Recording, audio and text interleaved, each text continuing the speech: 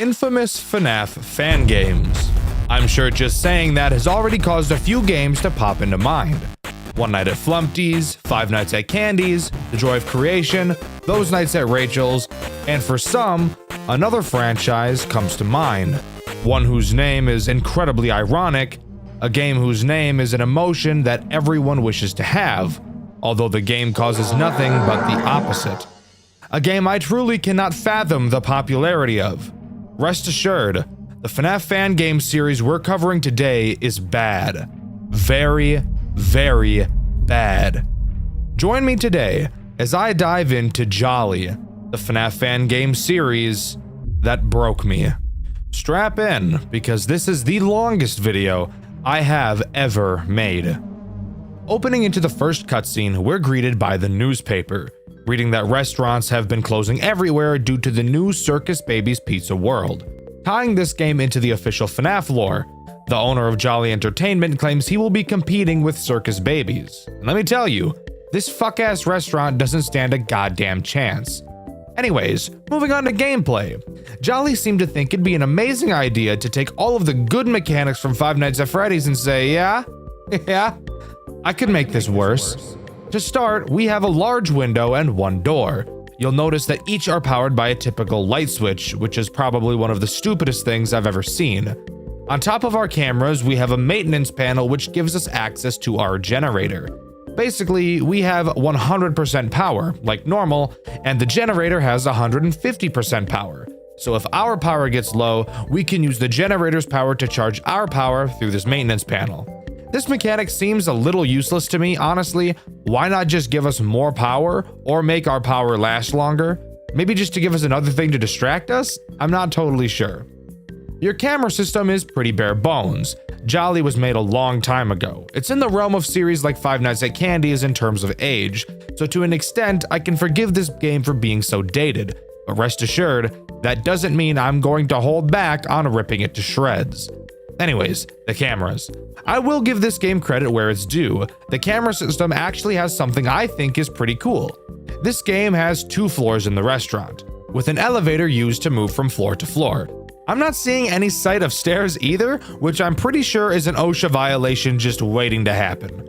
You can see the camera of this elevator, and on it you can actually cause the elevator to change floors. Meaning that, if an animatronic rides the elevator up to your floor, you can quickly send the elevator back down, causing them to need to use another movement opportunity to move it back up. But don't get too excited about this mechanic, as it is completely obsolete when I start talking about how stupidly fucking hard this game is for no reason whatsoever. So let's talk about Night 1, which starts off strong by introducing 2 characters, Tweety and George. Tweety uses the elevator to get to your office.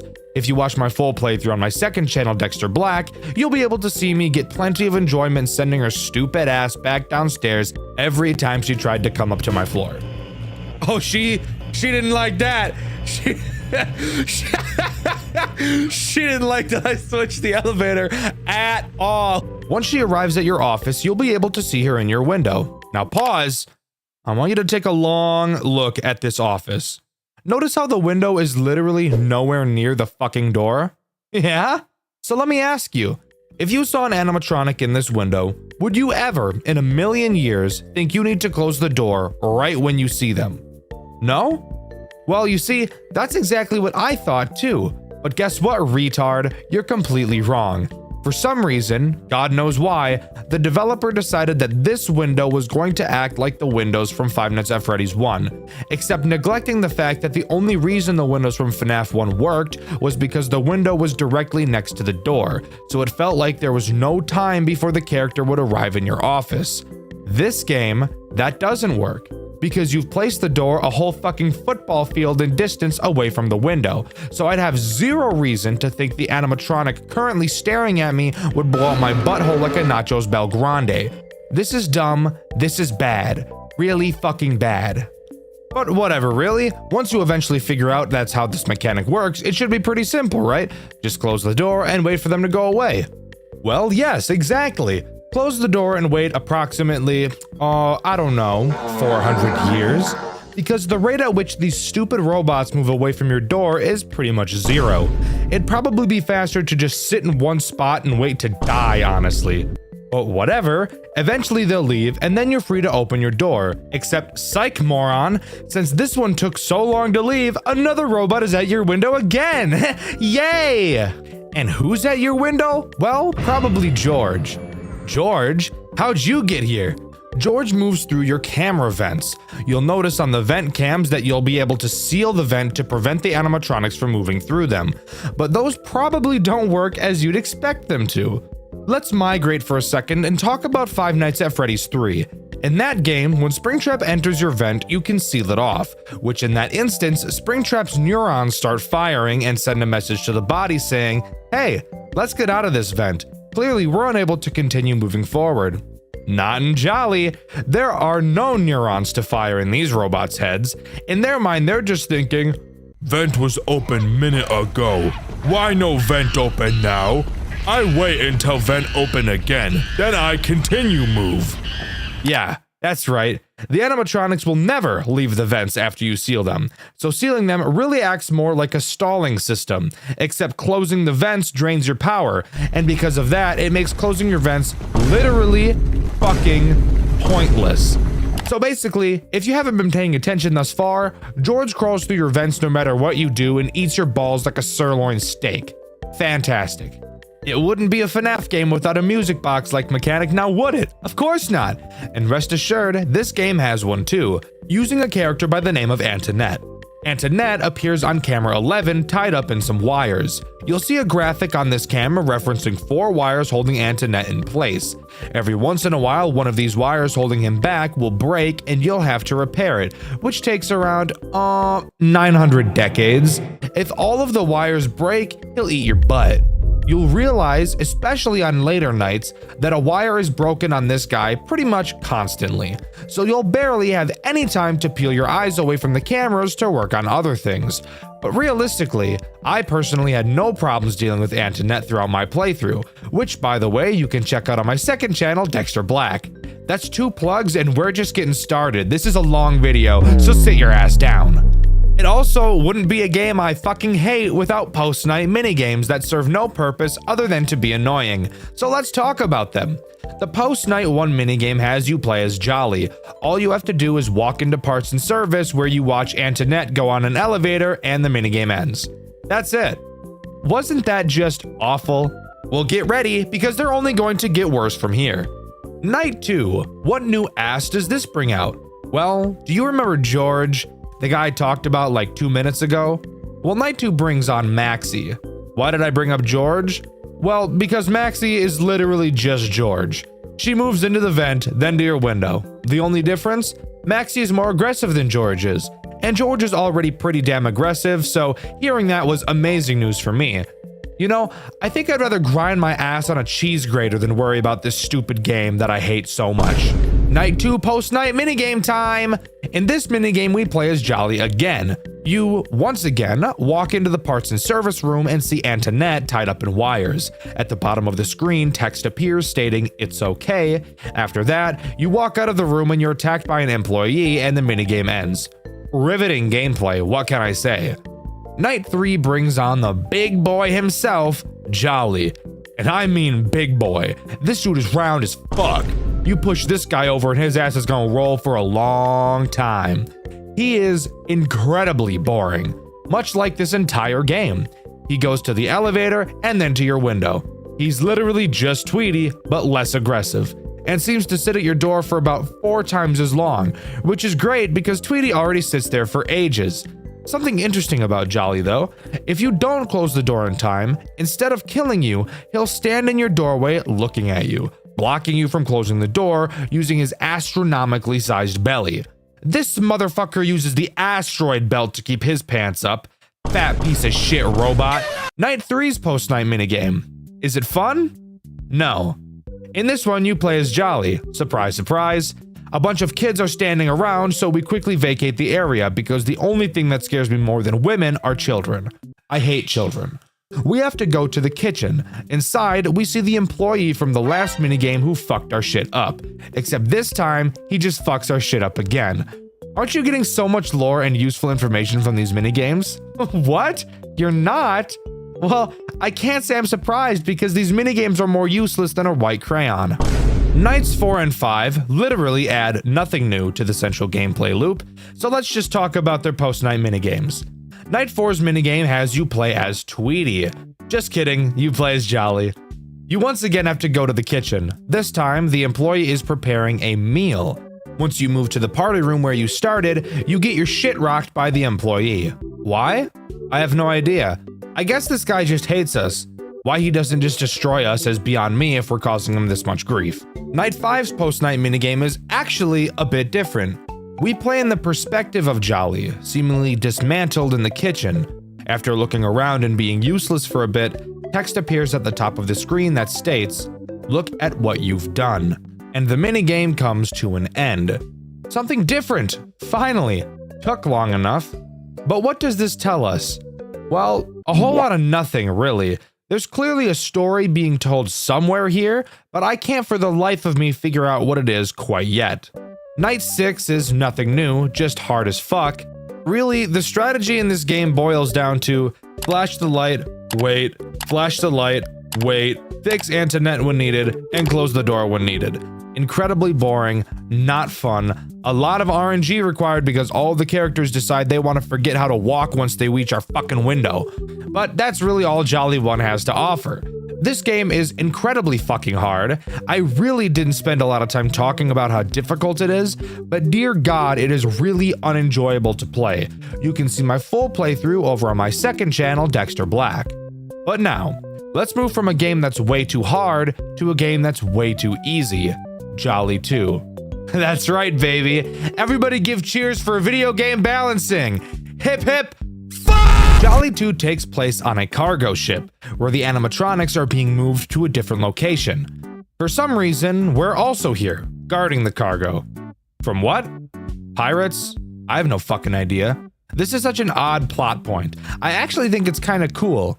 Too bad the rest of the game is a snooze fest though. Let's talk about it. Night 1 introduces classic George and Bonnie. That's right.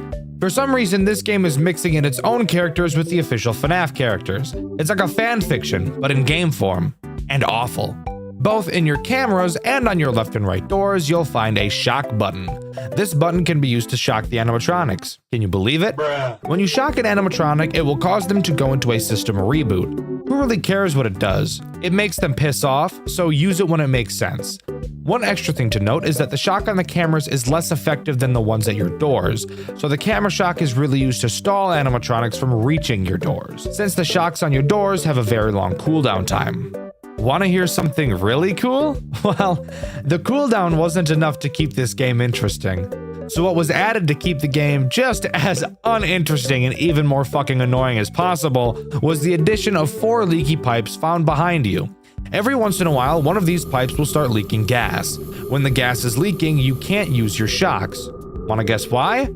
Because the gas will cause the shock to travel to you. That literally does not make any fucking sense at all. While yes, gas can conduct electricity, given the wide space of moving electrons, the power that travels through the gas would be nowhere near powerful enough to cause any meaningful harm to us. But screw it. Whatever, sure. Let's imagine that does make sense. When one of these pipes is leaking, all you have to do is turn around and click it. That's it. Jesus Christ. You might as well have just not even bothered adding this mechanic because it can be solved in 2 seconds. Did not make this game more interesting at all. Anyways, the animatronics, how about those guys? Oh yeah, George and Bonnie. George moves around the cameras, meanders into your vents, which thankfully this time don't have a useless ceiling mechanic, and then reaches your left door. When he's there, shock that bitch. Easy. Bonnie is much the same, except he attacks your right door instead. Very boring, I don't care. Oh wait, wanna hear something super crazy, fun, and silly? You can't see the animatronics when they're at your door. Can you hear them? No! What you have to do is constantly be watching the cameras, which is something I actually think this game does really well. It forces you to watch the cameras without a stupid fucking music box mechanic. Characters never move backwards in Jolly 2. So if a character is at a corner door camera one moment and then the next they're not, that means they're at your door and you need to shock them. Don't think I'm going to start gushing over this game. This watching cameras mechanic was done well. The rest of everything else ever was not. Night 2 introduces Chica. She's actually pretty interesting, except the funny part is that I just lied, because she's actually not interesting in the slightest. All she does is travel to the middle of the map and then attack your left door like George. This is some I got the right answer but used the wrong formula animatronic. How the fuck did you get that answer? No, it's the right answer, but you didn't use my method, you little fucking shit. I'll tell you what you've done. Essentially, you've just shit in my fucking mouth. Do you like shitting in people's mouths, you little freak? Oh hey, I should probably mention the post-night plus trap style minigame, shouldn't I? After each night, you'll be able to play a minigame called Time to Sleep with Foxy, which, by the way, is the only time he makes an appearance in this game. Time to Sleep consists of you attempting to take a nap in the cargo ship, but Foxy thinks it would be really funny to tickle your feet and make you squeal. While you sit on your bed, your sleep meter will increase. However, you'll be able to see 2 entrances to your room where Foxy can attack. If you listen closely, you'll be able to hear him moving on either side. When you do, you'll have to go over to that door and flash your light at him. Note, when you're not on your bed, your sleep meter decreases, and Foxy is pretty damn aggressive, so have fun never making progress in your entire life. If you manage to beat the minigame in time, you get to skip the first 2 hours of the next night, and this is crucial. Not because the nights are hard, but because they're so incredibly fucking boring, I'd rather put a gun in my mouth than play them ever again. Night 3 brings along Freddy. Spoiler alert, he's boring. Kind of. He at least does something a little different. Rather than attack one of your doors, he can attack either. It's still the same method of stopping him, but he can just choose to attack either door, so I guess that's progress into being interesting land. Nothing else much more to note here, pretty boring overall. I will say it's on this night that using your camera shock to stall the characters starts to become useful, so I guess that's something. Night 4 introduces the man, the myth, the literal wrecking ball of a robot, classic Jolly. Oh, brother, this guy stinks! Jolly does something crazy that actually makes this game pretty fun. Psych! Moron, I fucking lied. All he does is attack your right door exactly like every other animatronic does. Somehow, the main character of the game is less interesting than one of the others, which is just crazy to me that you could even make that happen. Nights 5 and 6 are just harder versions of Night 4, with nothing changing. Oh, and also, they're still not very hard at all, so that's cool. Well, I guess all that's left to talk about are the post-night minigames. Dexter, haven't you already talked about Time to Sleep? Well, yes, I have. However, this game also added in stupid boring ass shit 8-bit minigames just like the first game, except somehow managed to make them even more boring. Let's talk about them. Night 1's post-night minigame has you playing as a security guard from Freddy Fazbear's, attempting to stop Afton from luring a kid into the bathroom, where in this universe he would presumably kill them rather than in the back room like in the actual game. Why this detail is changed even though they're adding their story to the original is beyond me. Night 2's post-night minigame has you playing as a security guard from Freddy Fazbear's, attempting to stop Afton from luring a kid into the bathroom. Night 3's post-night minigame has you playing as a security guard from Freddy Fazbear's, attempting to stop Afton from luring a kid into the bathroom. Night 4's post-night minigame has you playing as a security guard from Freddy Fazbear's, attempting to stop Afton from luring a kid into the bathroom. Are you getting sick of this yet? Night 5's post-night minigame has you playing as a security guard from Freddy Fazbear's, attempting to stop Afton from luring a kid into a bathroom. Wasn't this segment totally worth your time? No? Well, you watched it anyways. So basically, if your brain doesn't work, Afton killed the kids. Wow, shocker. I would have never been able to figure that out without your expert opinion game. Thank you. There is a true ending in this game, however. If you die on night 5, 6, or go to the extras menu and click a small Jolly sprite in the corner, you'll be brought to a minigame exactly like Sister Location, where you have to strategically throw burgers into the mouths of some fat-ass kids. After that, you can collect a bonus hamburger and go to the second floor of the minigame and stand on an invisible platform. After that, jump to the right side of the screen and you'll be teleported to a new minigame. In this new minigame, you'll find a girl in a pink shirt crying like a bitch. Once she sees Jolly, she hugs him, but Afton quickly grabs her and we cut to a cutscene where we're in front of an arcade machine, slowly panning out. and the game ends, giving you the true ending. What have I gathered from this? Well, in one of the post-night minigames, we see that it's Bring Your Daughter to Work Day, which I'm pretty sure has never been an event that has ever taken place at a restaurant in history. But I'm gonna take a solid guess that the girl that hugged Jolly in the final minigame was the daughter of the security guard we've been playing as. This game is really pulling at my heartstrings, guys. But that's all Jolly 2 has to offer. This game is somehow marginally worse than the first, which I think deserves a medal because after playing the first game, I didn't think that was possible. Jolly 2 is so incredibly easy that you could probably beat it blindfolded. None of the mechanics are engaging in any way, and the story in no way makes up for the gameplay's shortcomings. Overall, it's a very terrible game that I don't think you should ever play in a million years.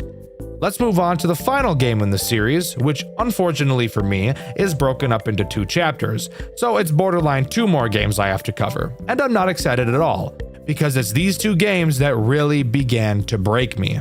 Jolly 3 Chapter 1, aka Where the Rage Begins. How do I even begin? Well, I suppose I should start at the beginning. That would probably make the most sense. The game begins with a cutscene of a car driving to a factory and our player running inside. With a zoom in on a broken Jolly animatronic, his eyes light up, letting us know he's ready to open up a can of whoop ass on us. In this game, our goal is to go into an abandoned Jolly factory and grab some artifacts, which makes it sound like this is about to be like Indiana Jones. However, while those movies are great, this game is not.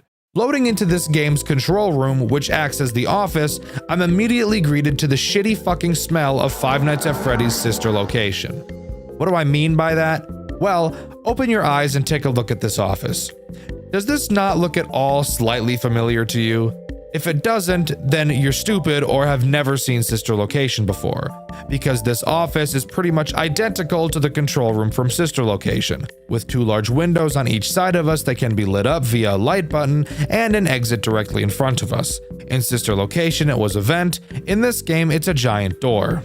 Flashing our lights, on the left we can see Tweety, and on the right we can see either Maxie or George. I'm pretty sure this is Maxie, since I'm pretty sure the animatronic that sits next to Jolly on the cameras is George, but it could be the other way around. Also in the office is a big lever. Pulling it will release gas from the pipes on the ceiling. That gas fries animatronics. Oh boy, can you take a guess where this is going?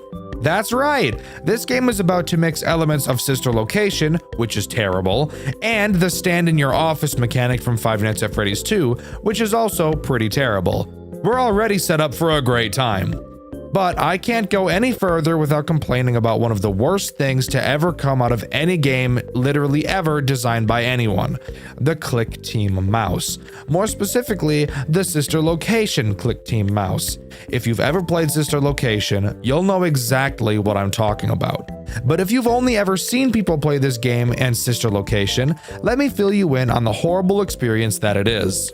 Click Team Fusion, the engine used to create most FNAF fan games and every official FNAF game up until Ultimate Custom Night, has a few interesting quirks that almost every game that uses them suffers from. The main problem is in games like Five Nights at Freddy's games that try to fake a 3D effect by having you look back and forth. A lot of the time, especially in Sister Location, you'll be able to see weird distortions on the side of the screen, making the entire game look like it's shaped like a fucking cylinder. And because of this, the mouse has a pretty significant and horrendous issue. While you look from side to side in the office, since we're not actually in a 3D space and what we're looking at is actually just a 2D image being warped to appear 3D, you'll notice that as the mouse hits the exact center of the screen, it looks like the mouse gets locked on the X-axis, and as soon as the screen reaches the end of the 2D image, it looks like the mouse unlocks and can continue to move freely. While I say the mouse is, quote, locked, it actually really isn't. It's moving just as freely as it would when it's on the sides of the screen. But because we're faking a 3D environment in an engine that can't natively do 3D, it leads to this awkward and janky mouse movement that not only looks weird, but feels even weirder. I cannot fucking stand this mouse. I hated Sister Location for it, and I hate Jolly for it even more, because this game is already just hot dog shit ass as it is. But anyways, back to actually talking about the gameplay. Using this gas lever drains our gas. No shit. Where else were you thinking it went? In our cameras, we can open up a special menu, and in this menu, we can refill this gas supply. Where is the gas coming from? Fuck you, that's where. Also on the cameras, you'll see a fan meter. Each camera has its own fan. If the fan ever breaks, which trust me, they will be doing very frequently, your vision will begin to go dark and you will die unless you fix them. Fixing them is easy. There's actually a repair fan button right on each camera. But how do you tell which camera's fan is broken when there's an error? I'm sure you could take a pretty solid guess, and you'd probably be right. You just have to check every single fucking camera until you find the right one. And this will be incredibly annoying due to a character I'll talk about in a minute, but that character is not active on night 1. So who is? There are only 3 characters active on night 1. 3 may sound like a lot for a first night, but one of them is kind of different, so we'll cover him first. In case you have forgotten, Jolly has injected itself into the official game's lore, so all of the original FNAF animatronics are here again, just like in Jolly 2. Metal Foxy is active on night 1. Why are the FNAF characters called metal? I don't really know. Were they not metal before? I have no clue. If at any point one of your camera fans completely breaks, Foxy will appear in the darkness and kill you. That's all he does. I don't know why Jolly hates giving Foxy actual in-night mechanics, but whatever. One character I really don't ever have to worry about, and I actually never even saw because I'm just so goddamn good at gaming. Which, by the way, you can see on my second channel, Dxtr Black. Also, fuck it, while I'm shilling the black channel, go subscribe to my third channel, Dxtr Blue, too. You've made it this far in the video, so you must be enjoying my rambling at least a little bit, and I do a bunch of that over on Dxtr Blue. Over there, I play any games that aren't Five Nights at Freddy's related, so I encourage you to go check it out. Thanks. Back to the cesspool. Another character introduced on this night is Withered Tweety. Withered Tweety is as boring as a character can get. She pisses around on the cameras and eventually jumps headfirst into your office to give you head. But pause. Think, dumbass. It's a robot. Don't have intercourse with it. It's not even a hot robot, so I don't even know why you'd want to anyways. Once she's in your office, just spray some gas on her and she'll leave. The final character introduced on this night is Withered Maxie. She does literally the exact same thing Tweety does. Meanders around the camera and eventually wanders her way into your office. Same shit, different suit, really. Spray her with some of your liquid hot ass gas and she'll run out of the room holding her nose because you smell like shit. As much as I'd love to just start talking about night 2 in order to get this shit over with as fast as possible, we unfortunately have some sister location level bullshit ass minigames to talk about that take place between each night. So let's talk about the first night's fuck ass minigame. The whole point of these minigames is to find these relics that we came to this building looking for. Throughout this game, we're talking to a guy named Theo over the phone, who instead of coming into the building with us to help out, decided he'd rather be a pussy bitch and just call us on the phone the whole time like a clingy girlfriend. Theo leads us into test room 1 and tells us to find a locked safe.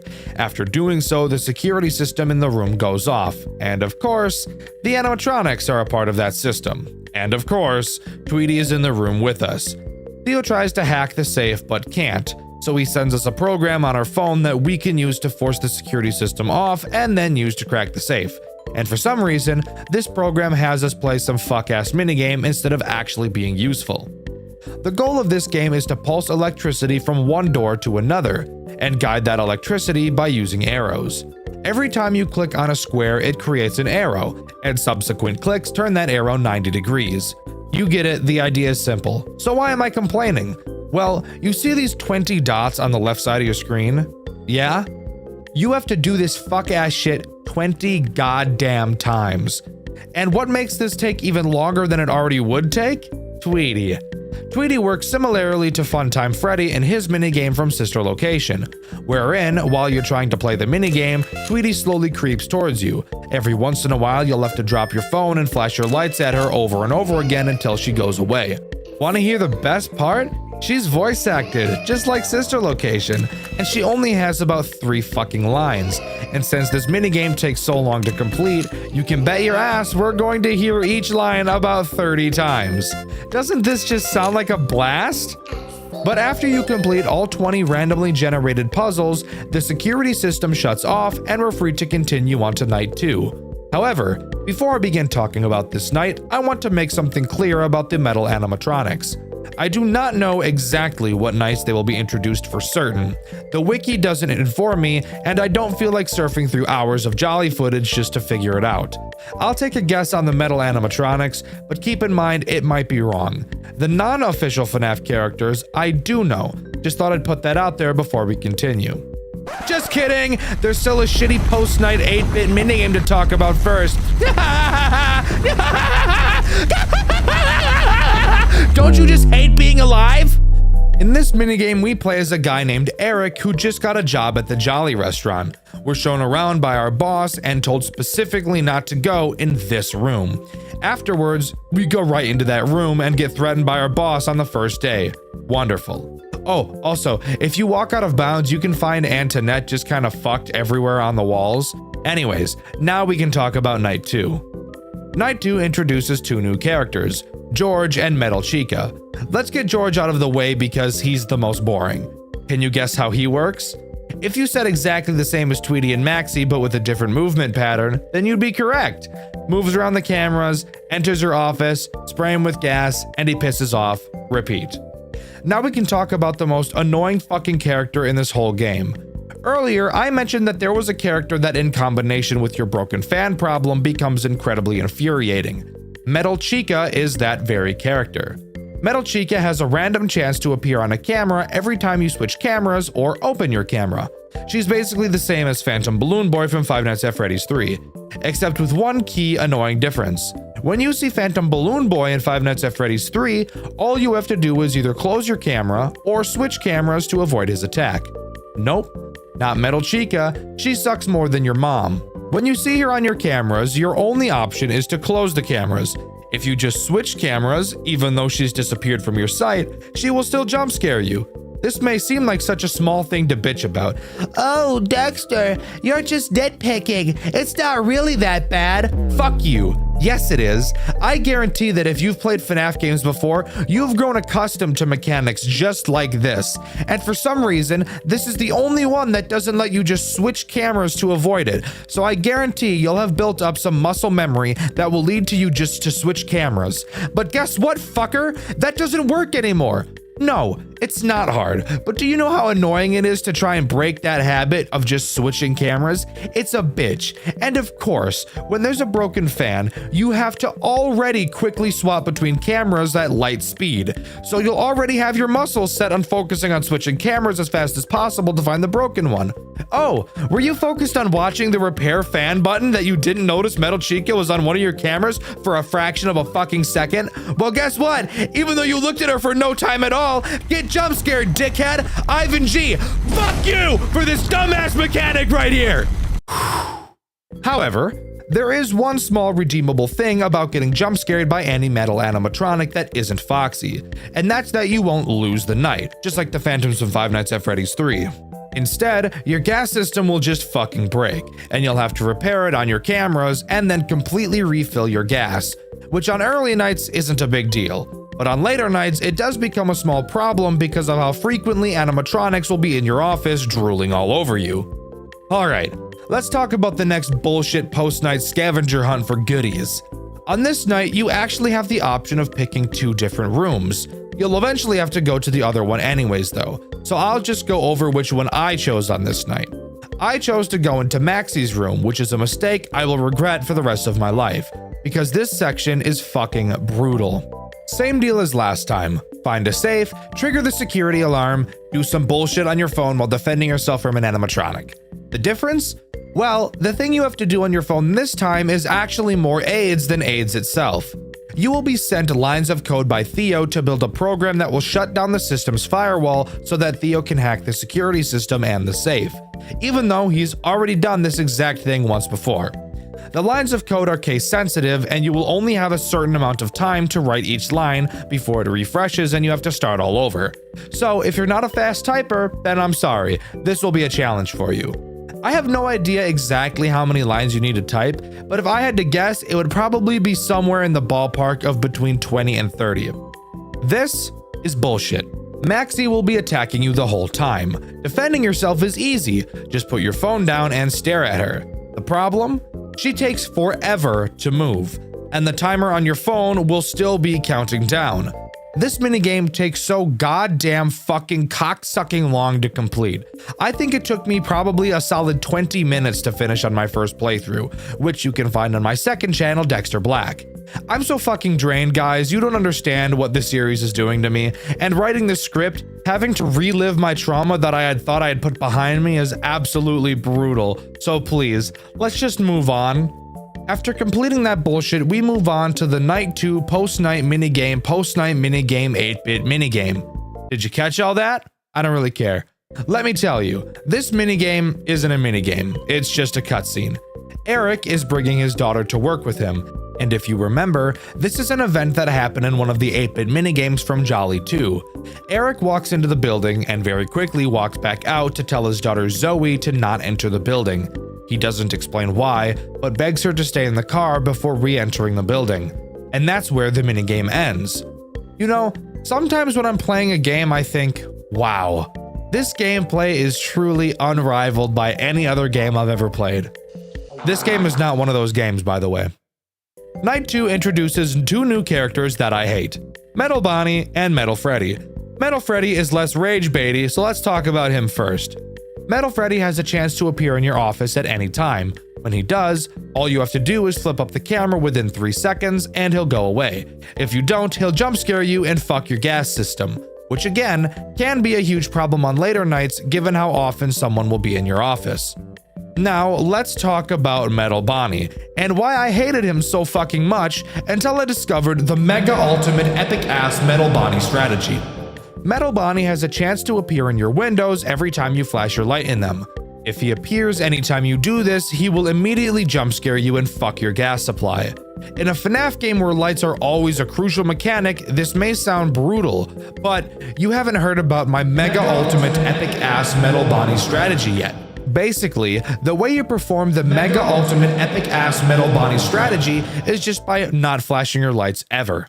Yeah, forgot to mention that this is literally a worthless mechanic, because you never need to see out of these windows to ever progress through the night at all. It took me an embarrassingly long time to figure that out, and you can see how stupid I was in my full playthrough on my second channel, Dxtr Black. I shouldn't have done it. I shouldn't have done it. I shouldn't have done it. I shouldn't have done it, and I did it. I knew it was gonna happen. I knew it was a possibility, and I did it anyways. Now, after beating that night, we can talk about the lovely Night 3 post-night minigame. So which door are we gonna pick here? Let's do this one. Oh, fuck, what the dick? Okay, well, we just got jumped and ganked by Antoinette. What the hell happened? Wait, where are we? Oh, shit. We're on a conveyor belt or something. It's at this moment some random bitch starts talking at us. What brings you here? In this harmonious place of ours? Apparently, she knows we're stealing, and she's about to F us in the A. The conveyor belt turns on and we start getting moved towards a giant fucking spiky crusher that would never under any circumstance ever be in a factory. We're shown we have to rapidly spam the up and down arrows on our keyboard to stop ourselves from dying. When I tell you that you have to spam fast as fuck, I mean it. However fast you think you can spam, I bet it's just barely fast enough.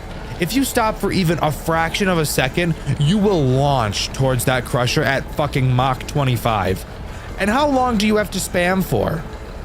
2 full minutes.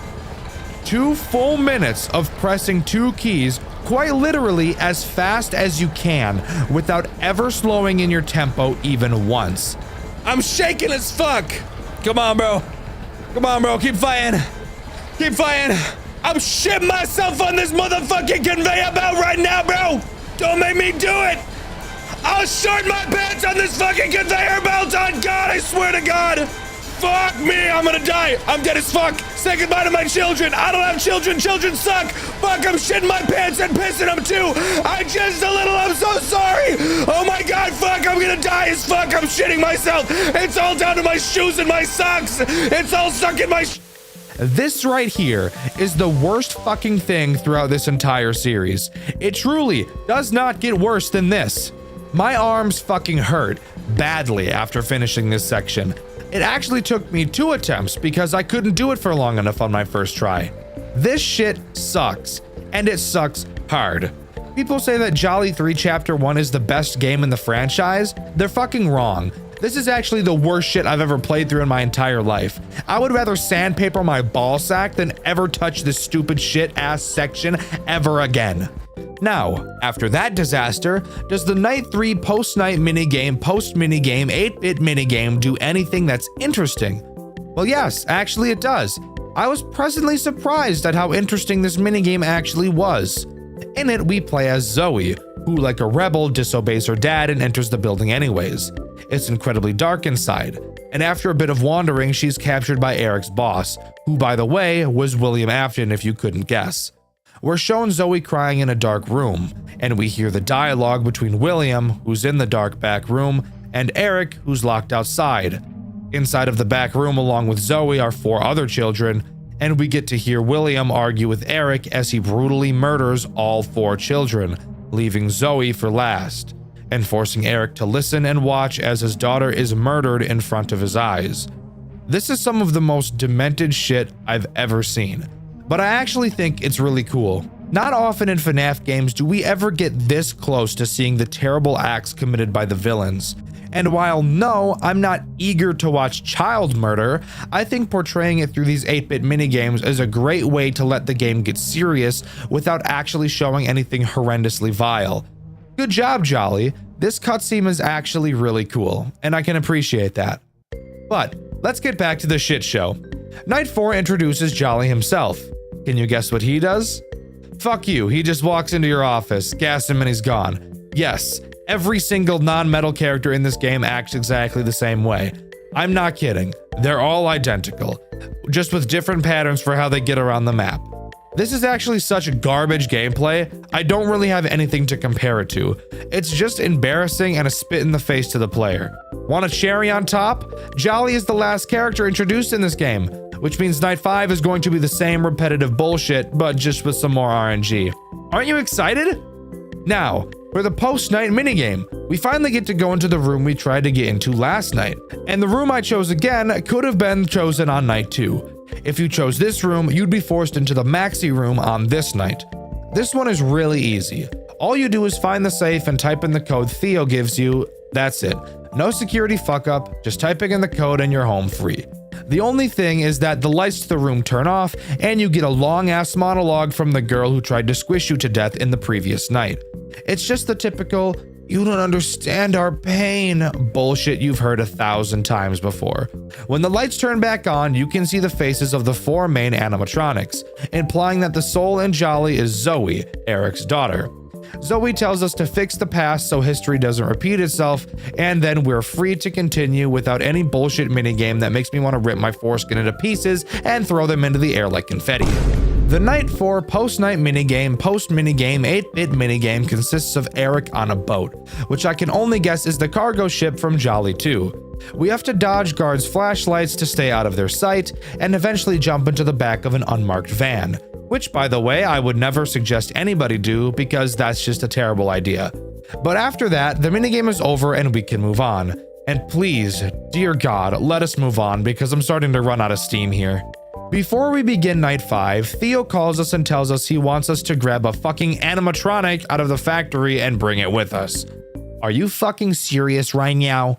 You want me to grab one of the fucking murder robots? Are you out of your fucking mind? I think you're crazy. Eat my ass. I'm gonna do it anyways though, so I guess let's just get through the 5th night. I'm not gonna bore you by talking about it because again, it's just a more RNG bullshit version of Night 4, so let's not waste any time and talk about what happens after you beat it. After completing Night 5, we head back to the Octagon and get a call from Theo. He thinks there might be an unactivated animatronic somewhere deeper in the factory. He apologizes and said that he knows we're tired, but to think about all of the money and recognition we'll get if we can pull this off. This seems like the most classic case of manipulation I've ever seen. But even knowing that, let's continue to fall for it every single time anyways. It's what happens in every single relationship, right? And hey, if we've all made it through one of those, what's stopping us from doing it one more time in Jolly? But this is where Jolly 3 Chapter 1 ends, with us heading deeper into the factory on the hunt for an animatronic to take back with us. Will this end up working out for us? We'll find out next week in the next Dexter White video.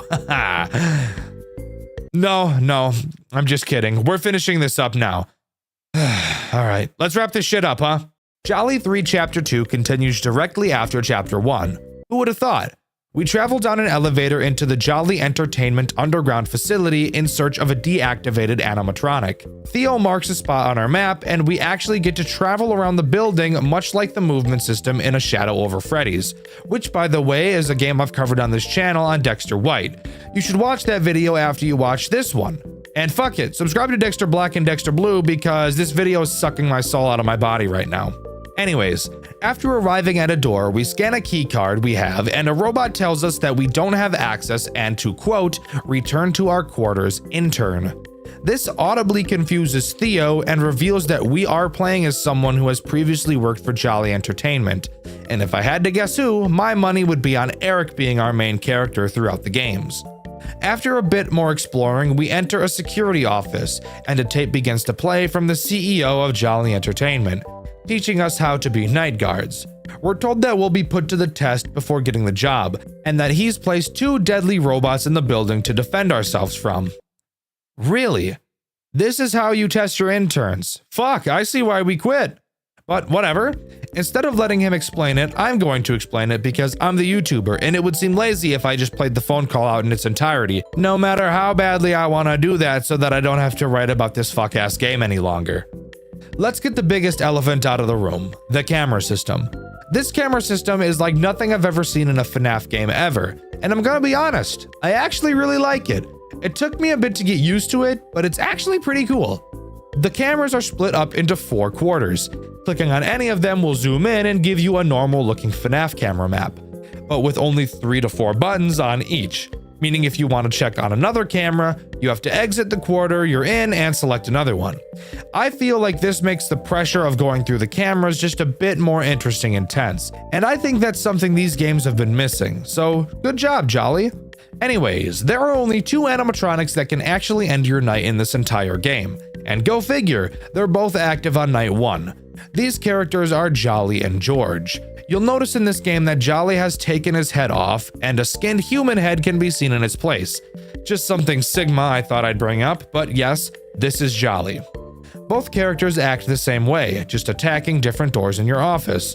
Once they get to your office, you'll have to jam their signal.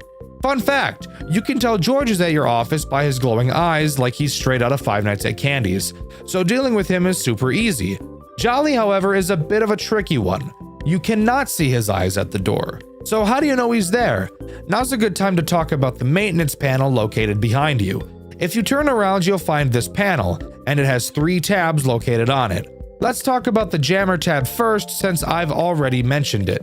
Going to the jammer tab, you'll be able to activate the jammer. Damn, did you need a PhD to figure that one out, fuckface? When Jolly or George is at your door, you have to use the jammer to make them go away. But then the jammer has to recharge, which takes a pretty long damn time. If you ever use the jammer when nobody is at your door, the cooldown will last even longer, so really make sure you know where everyone is. I mentioned not being able to see Jolly at your door. Well, first of all, watching your cameras is important, so that'd probably help. Keeping your eyes on George isn't a big deal because you can see him, but Jolly is someone you're going to want to watch.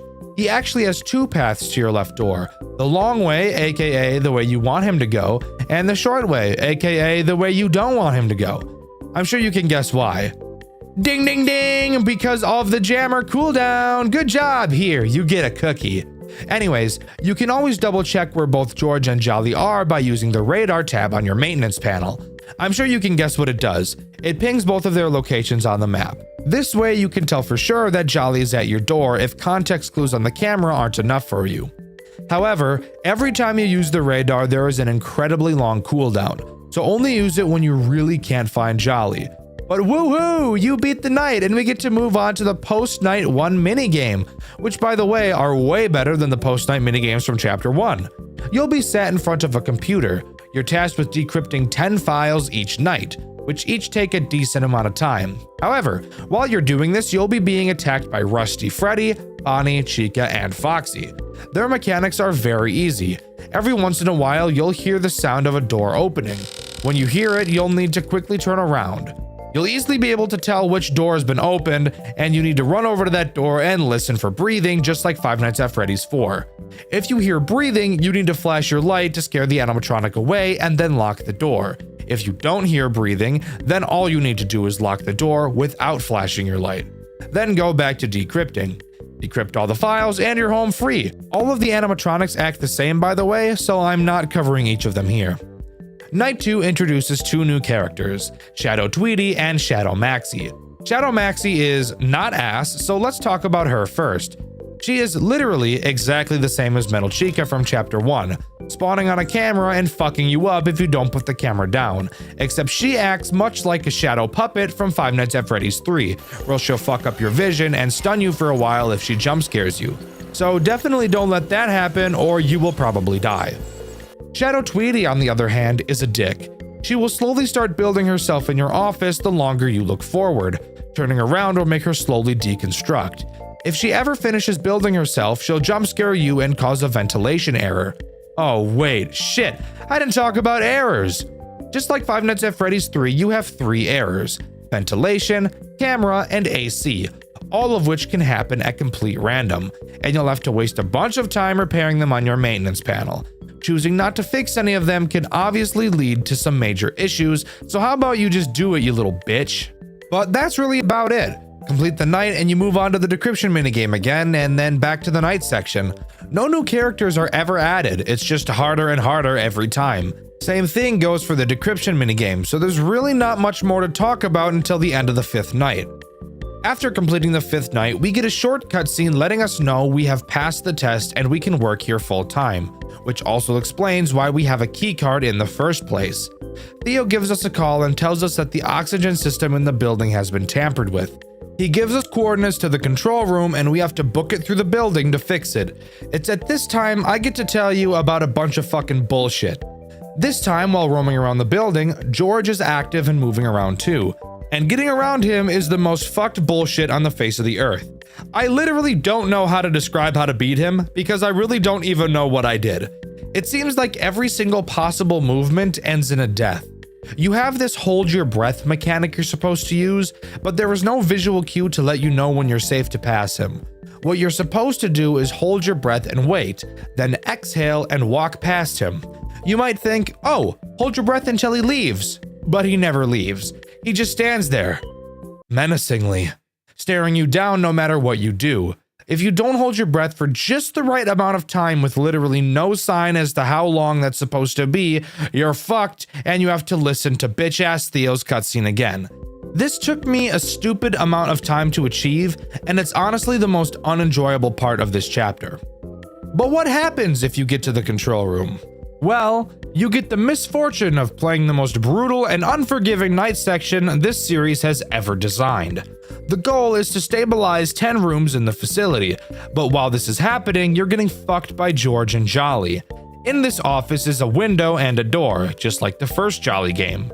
You will have to check the light, and if someone is there, close the door until they leave. But here's the catch, you have a power system, and a power system that goes down so incredibly quickly it isn't even funny. When I tell you that you have to play this night perfectly, I'm not exaggerating.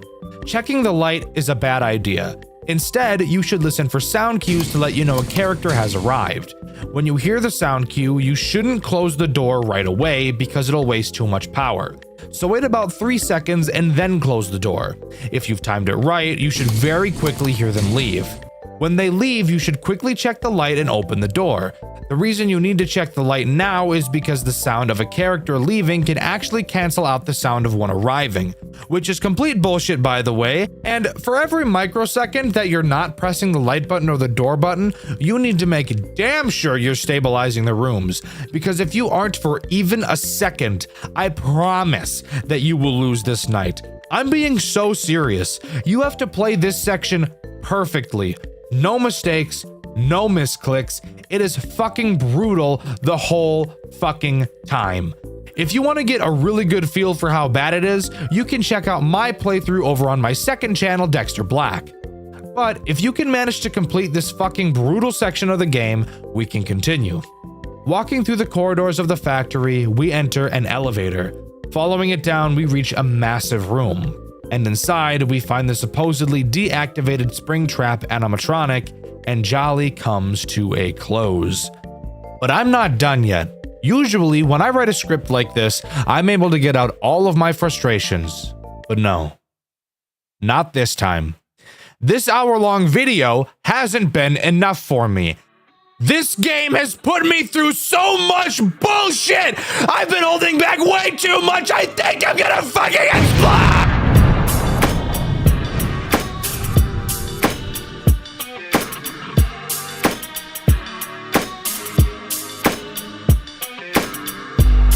Some words to say, so I said them. I'm still fed up with this shit, so I grab my pad and my pencil. I'm about to go in, cause gotta be putting my foot down, a foot in. I cannot stop right now, I'm getting motion. I cannot call fit now and close all the curtains, cause George looking me up and down while licking on his lips. And Jolly coming up behind, grab my ass, said you're mine, bitch. Nah, I don't got time for this shit. I got all these bitches climbing on me, they be beating on my ass like Muhammad Ali. I got a lot of emotions up inside me, better be believing one of them ain't Charlie. They be breaking on my back, Bruce Lee, even knowing that this shit is really fucking easy. I got a lot of emotions up inside me, better be believing one of them ain't Charlie. I'm really getting sick of this shtick. Tweety keep on grabbing on my dick and keep on twisting it. Maybe I would like it, but you're just a shitty Chica twin. Use the beak to eat my ass and wash it down with all my piss. Pissy bitch, you're pissing me off, so you deserve that. I'm pulling out these insults like they're rabbits in a hat. Jolly coming back for more, but had a heart attack. You be fat eating Big Macs, king of Big Macs. I got all these bitches climbing on me, they be beating on my ass like Muhammad Ali. I got a lot of emotions up inside me, better be believing one of them ain't Charlie. They be breaking on my back, Bruce Lee, even knowing that this shit is really fucking easy. I got a lot of emotions up inside me, better be believing one of them ain't Charlie. One more verse, I'll disperse. This game's so bad, I call it a big ol' booty curse. George would beat my ass, but he be getting fruity first. But he got no gas, so he ain't giving me the jerk. Maxie's accidentally glancing at me, slap the bitch back forth with my fat meat. Actually, Antoinette's coming at me. Rope bunny, bitch, your wires are still attached, G. I got all these bitches climbing on me, they be beating on my ass like Muhammad Ali. I got a lot of emotions up inside me, better be believing one of them ain't Charlie. They be breaking on my back, Bruce Lee, even knowing that this shit is really fucking easy. I got a lot of emotions up inside me, better be believing one of them ain't Charlie. And with that, we're finally done covering the Jolly series. I want to mention that at one point there was going to be a Jolly 4 with a Game Jolt page existing for it. But as of now, that game has been cancelled, and it doesn't seem like we'll be getting any updates for it, but I'll keep my eyes peeled. I also know about a series called Jolly Bees, which is supposed to be connected to these games in some way, but I've not played them and I know nothing about them, and even if I did, there's no way in fuck I'd want to cover them in this video. It's already long enough as it is. Overall, I think Jolly is a pretty bad fan game series. I know there's a lot of nostalgia behind it for some people, and that me saying that will probably not sit well with most. So if you're upset with me for dogging all over a game you really like, I can totally understand that. But I thank you greatly for being able to make it this far. I would be lying if I said I had a good time playing this series, but I will say that Jolly 3 Chapter 2 was definitely my favorite. It feels like it was the most under control and sound in its mechanics. Sure, it was repetitive, but that allowed me to have ample time to develop a good strategy, which I felt was very satisfying. I wouldn't want to play this series ever again, but it's clear a lot of love and care went into creating it, and that's something I would never make fun of. What makes a horror game truly scary? Is it jump scares, atmosphere, build-up? Well, of course, all of these things together and more is what builds up a horror game to be something amazing. But I think if I had to choose one word to answer the question, what makes a horror game truly scary, my answer would be realism. In order for your game to be truly scary, I feel like the player has to be able to connect with your game on a personal level. And what better way to make that happen than to make the environment around them feel real? The game we'll be talking about today, I feel, pulled this off almost perfectly. A Five Nights at Freddy's fan game that was able to capture the real feel of an office, an environment, and realistic means of self-defense in a situation that seems so dire, you'd think you'd never be able to make it out to tell the tale. The game we'll be covering today is Freddy's Reanimated, the most realistic FNAF game ever made. But hold up, guys. Recently, I've noticed a lot of goofy things happening to me. I never go outside, like ever, so being pale is nothing new to me. But lately, I've been becoming inhumanly pale, and being outside actually started to burn my skin. I realized that it started happening after I began to play Watcher of Realms, baby! Watcher of Realms is meeting the classic Dracula, with several iconic characters from that universe entering the world of Tia. Take control of Vlad Dracula himself and explore this brand new event. Grow your power and earn this legendary hero completely free. Watcher of Realms is a next-gen fantasy RPG. It's time to explore the mystical continent of Tia and immerse yourself in a magical world with 200 plus unique heroes. Fall in love with stunningly epic visuals, rich and diversified strategic gameplay, a unique hero collection and development system, and all the hack and slash carnage you can handle. Back to these epic characters in the Dracula crossover.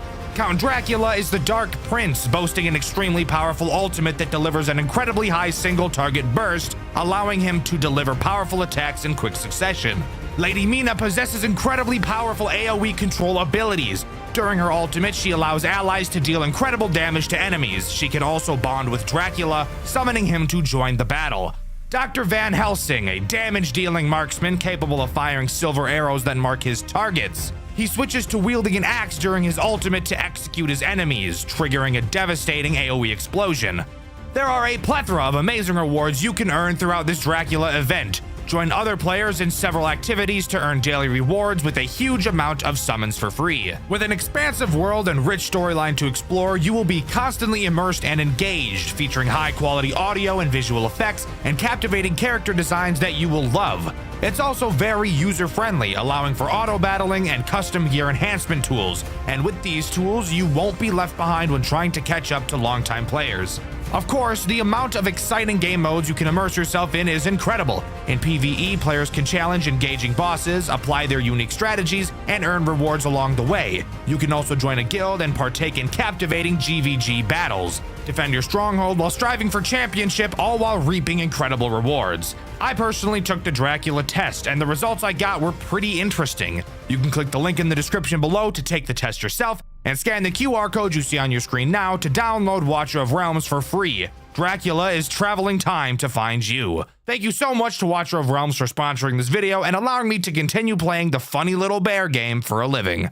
Reanimated does not begin like most FNAF games tend to. This game opens to a dark void. We're told that when we die, we will be brought back to this void and that we won't be remembered. However, if we are to be remembered, what is the name we'd like etched into our headstone? And it's here where we can actually choose a name for our character. Afterwards, we're booted into the menu where we can begin the game. As the game begins, we're given a pretty eerie opening cinematic, something pretty uncommon with Five Nights at Freddy's games. It serves to show how we found the job online on a listing site to work as a security guard for 5 days in an abandoned pizzeria. Fantastic! I know myself personally would never accept a job that I know for a fact won't even last a week, but hey, different strokes for different folks, I suppose. With that, we're thrown into the first night where I can talk about hands down one of my favorite parts about this game. Loading into the office, we're hit with something crazy. This game looks real. The office looks like an actual office, with objects placed around that actually look like they should be there, not just a random assortment of items like we typically see in FNAF games. And the sound design is amazing. This game looks real, it sounds real, and I think that's one of the big reasons why people love this game so much. It tries to feel real. Watch for when he's closest. He can be tricked easily. What the fuck does that mean, bro?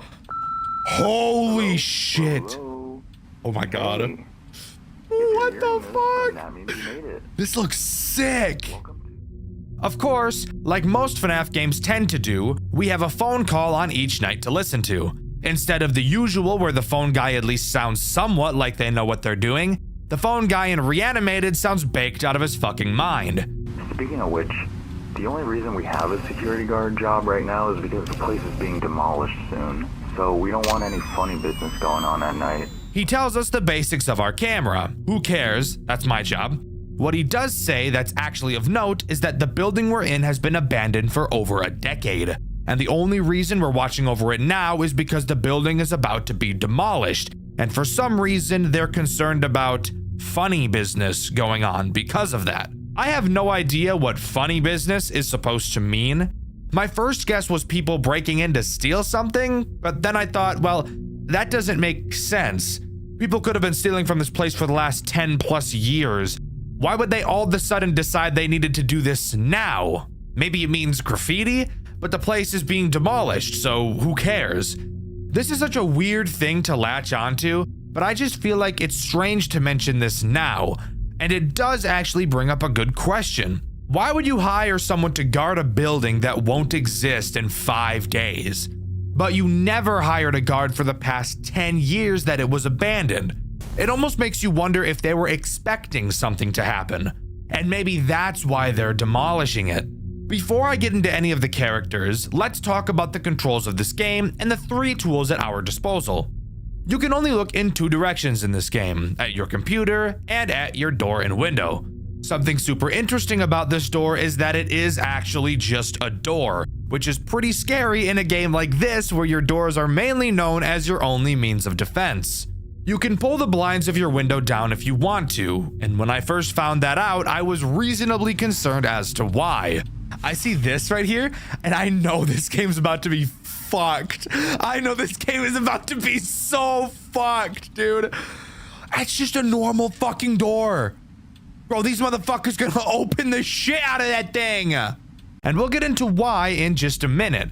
But first, I really want to talk about the cameras and why they serve to be one of the most difficult things to deal with in this entire game. Upon looking at the cameras, you'll realize there's no typical camera map and buttons.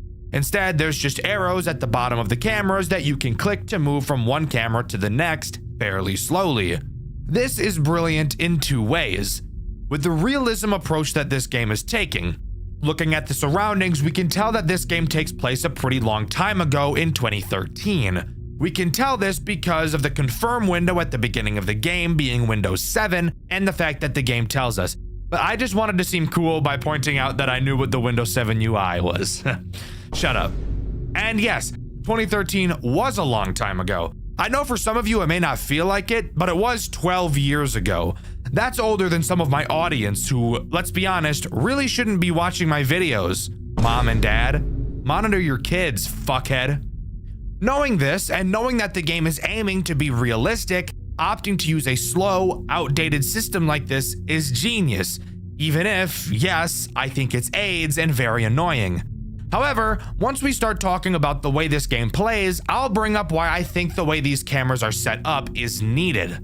Anyways, on to the reason why I think this is as annoying as it is. Mainly because it's not consistent in one way that I would expect it to be. There are 9 cameras in total to surf through. When you reach camera 9, if you press the forward arrow again, you will be sent back to camera 1. That makes sense. So, what do you think happens if you press the back arrow while on camera 1? If you said you go back to camera 9, you would be completely wrong because the back arrow doesn't even fucking exist on camera 1. Why is this the case? I have no idea. If it was consistent either way, this wouldn't bother me, but you can cycle in one direction and not the other. And yes, this is noticeable and it does matter. Now we can finally talk about the first threat this game throws at you. I'm sure you could have guessed who it is. That's right, it's Chica. I lied, it's Bonnie. Of course it's Bonnie. Surprisingly, each character in this game attacks you in a unique way. Even though we only have 3 tools, this game somehow manages to make each character vastly different from one another, and I think that's amazing. Bonnie's main goal is to sneak into your office. He will move around the cameras until he gets to your door. And when he gets to your door, be ready. Close that motherfucker! Oh my god. Dude, literally fuck that. Literally fuck that. The moment I saw this, I knew that this was getting a Dxtr White video. And even the people in my comments over on my second channel, Dxtr Black, knew that this game was getting a white video. I actually had another video lined up for this week, and I've chosen to postpone it so that I could talk about this game first, since I love it so much. It's moments like these that FNAF games need.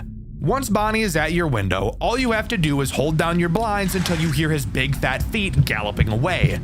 Not an overtly difficult character to deal with, but really paves the way for what the rest of this game has to offer. Luckily for us, there's a post-night minigame section after each night that we get to talk about. But hold up, Dxtr. Don't you usually hate post-night minigames?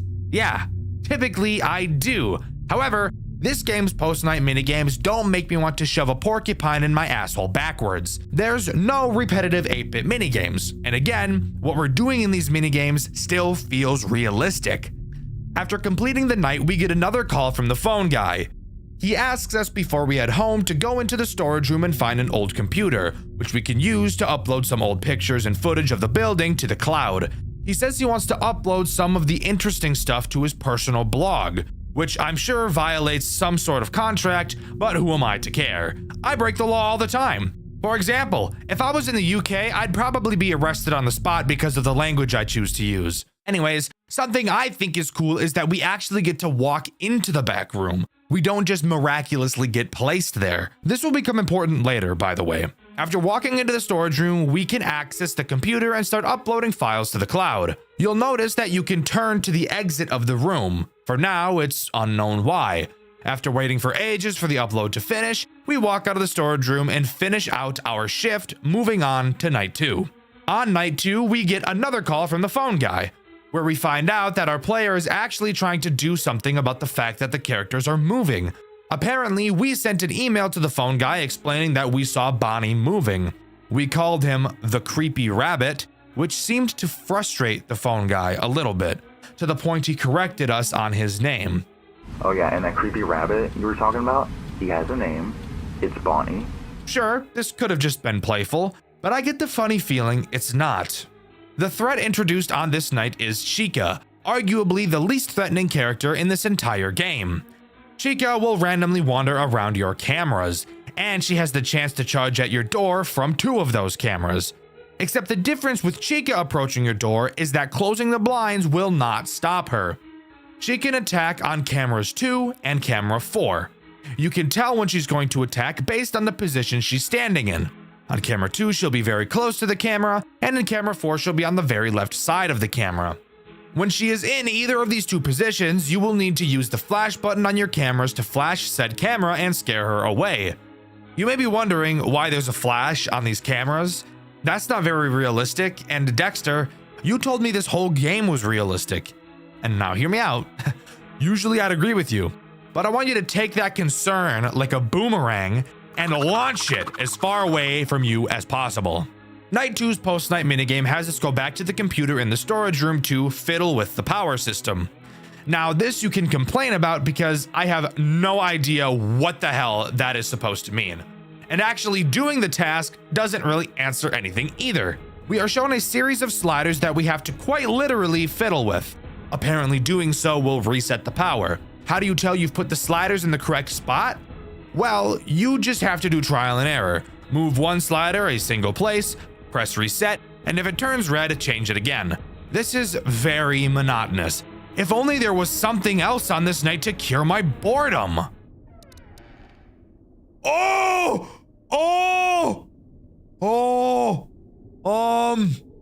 don't want to look back. What did I tell you? It's moments like these that really make these FNAF games stand out. To any future FNAF devs, do cool shit. Your game does not have to be stupidly hard to be memorable. It just has to do cool things. And this is some of the coolest shit I've ever seen. While looking at the computer, Bonnie will slowly try to creep closer and closer to you. You will have to look back at him lest he shoot his Jeep juice all over your spine. You can actually watch him walk backwards while you look at him, almost like he knows you've noticed he's moved, and is attempting to readjust himself so you go back to looking away. What the fuck? Oh my god, oh my god, oh my fucking god! Did you see that shit? Motherfucker just crip walked back, he moonwalked. It's honestly some of the creepiest shit I've ever seen come out of a FNAF game, and I love it. After completing this minigame and turning towards the door, you'll realize that Bonnie has gone away. Obviously getting bored of you because you're boring. So all we have to do now is walk out of the building. You want me to walk out that motherfucking door? You honestly want me to walk out that fucking door? I mean, I'll do it, but fuck. Oh my fucking god! This game is fucking awesome, by the way. But now it's time to move on to night 3. On night 3, the phone guy says he got another email from us because we told him that Chica was now moving too. He said that in case anyone else starts moving, we should use the flash because they're probably not used to bright lights. Again, I find this weird coming from him. And come to think of it, why would any of the animatronics from any FNAF game be sensitive to light? They're always on stage where bright lights are beaming on them almost constantly. So I just find it odd how much the phone guy seems to want us to do this. He ends off the call by stating he wanted to tell us a story, but he's out of time. Maybe we'll hear that story another day. For now, let me tell you the story of Sparky the dog. You remember, the hoax character that was said to be in Five Nights at Freddy's 1 way back in the day? Yeah, for some reason he's in this game. And he's the threat introduced on night 3. His mechanics are simple, but really start to show how annoying this camera system is going to become. Occasionally, Sparky will bark. When he does, he will be teleported to a random camera. You will have to find which camera he's on and flash him. Am I a huge fan of this mechanic? No, not at all. And I'm really not a fan when I have to meticulously scrape through each camera one by one. Overall, so far, it's not going to be all too bad. Keep your eyes on Chica, find Sparky every once in a while, and occasionally hold the blinds for Bonnie. Simple sugar, not so bad. But trust me, it'll get bad pretty damn fast. After completing the shift, we get another call from the phone guy. He tells us the cameras have been acting strange and that we should use the computer in the storage room to reset them. He also curiously mentions that he has remote access to the camera system. So that brings up the question, why the fuck are we even here? If someone else is able to watch the cameras in the safety of their own home, where there aren't a bunch of murder robots trying to butt fuck them, who cares? Let's just finish our shift and head to the storage room. I'll see you on the flip side. I'll see you in the grave, asshole. So let me tell you a little something. Oh my fucking god! I love this game. I don't know if that was obvious or not.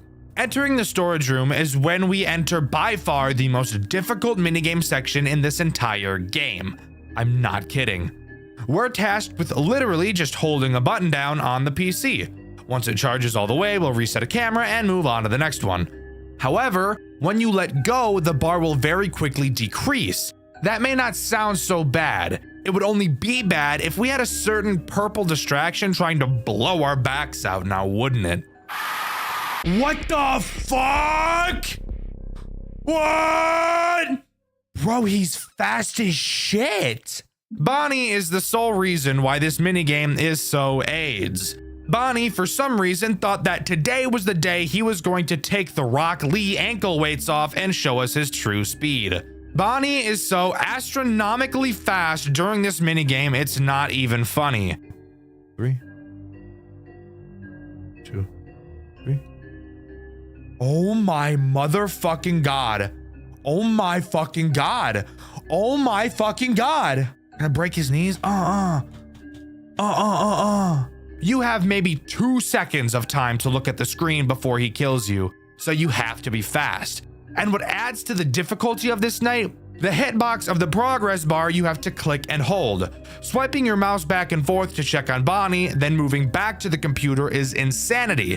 And when you come back, you have to hold the position of your mouse on this tiny little progress bar and continue to hold. But you can only hold for maybe 1 second before you have to turn back around to Bonnie and wait for him to walk all the way back to the door. And keep in mind, the progress bar is decreasing every time you look away, so you're really just fucked. And once you complete a camera is when you notice you have to fix 3 more. And if you ever die to Bonnie, Go back into them all over again! Fuck you! This minigame took me around 30 minutes to finally complete. It's unironically the second hardest canonical challenge in this game, and I would love to have to never do it again. Oh, but one more interesting detail about this minigame. The final camera you fix briefly shows Foxy in the camera. Oh boy, I hope that's not foreshadowing or something. After completing that hell, we don't have to almost get touched by any robots on our way out and are free to move on to night 4. The phone guy calls us and fucking rambles about some bullshit I don't care about. He says that there was an ancient civilization that archaeologists found, and those researchers were later haunted by handprints of the ancient civilization. Again, I really don't give a fuck. This is purely symbolic for the story of the game, which I'll talk about later. But this was the story he was itching to tell us. I would rather itch my balls than hear him talk about that again. The threat introduced on this night is Foxy. Spoiler alert, the camera was foreshadowing something. Foxy acts exactly how you think Foxy would act. You have to look at him to stall him, and if you don't, he'll run to your office. But as I'm sure you could have guessed, he too doesn't care about your door. Watching him will push him back, so just make sure you're doing that. Something of note is how Foxy breaks the cycle you've been really trying to build up throughout the game, forcing you to develop a new one. Up until this point, watching Chica has probably been your main focus, but now with a character that demands even more attention, I'm sure you could figure out why Foxy will put a big wrench into your plans. Now you have to find a way to constantly watch Foxy and Chica, and lucky us, Foxy is on camera 6, several cameras away from Chica's attack cameras. This game knows what it's doing. Sure, it's frustrating, but it's also genius. In this post-night minigame, we're told we have to fix a ventilation problem. Phone guy tells us it's just turning a few knobs. The ventilation room is in a door right off of the storage room, so the storage room is where we go. I don't see anyone yet. Hi, Bonnie. Were you expecting me to go there? Were you expecting to cut me off? Sorry, asshole. Not gonna happen. Is that not horrifying? Bonnie is standing right next to the computer we've been going to every night. He's starting to remember our patterns, getting to the computer before we can in hopes that he could jump us. But lucky for us, the computer is not where we need to go this time. Entering into the ventilation room, we have 6 knobs in front of us and 2 large vents to our left and right. Pretty reminiscent of the office from Pizzeria Simulator. I wonder if anything is going to come through those vents to try and kill us. Silly little viewer. Of course there is. This minigame's threat is Foxy. Throughout the minigame, Foxy will make quiet sound cues in whichever vent he's about to attack from. When you hear him, all you have to do is turn to stare at him until he goes away. Meanwhile, you have to painfully slowly turn these 6 knobs, which will take a very long time. Because as you get closer to having them all finish, it seems that Foxy will attack you more and more frequently. After completing this task, we can leave with no other funny business taking place. Finally, we're left with one last night. One last thing standing in our way, and this game holds no punches in introducing it. Before you is something long forgotten. Something that was once loved and cherished, but now it lies broken. It is left abandoned. You know what becomes of something long forgotten. It dies a second death. It grows cold. It is unmoving. But what if some things don't wish to be forgotten? Do you know what happens when something refuses to be forgotten? It becomes angry. Anger is eternal. Anger grows, it festers, it burns, it writhes, and then it finally happens. It is given new life. It returns to us. It haunts us. However, it doesn't return as it once was. It returns as something else, something unrecognizable. Through its anger, it is reanimated. And with that, we're given one final message. The flash slows him down, Godspeed. When I first read that message, it gave me chills for some reason. It's like just by reading that, I knew what I was about to experience.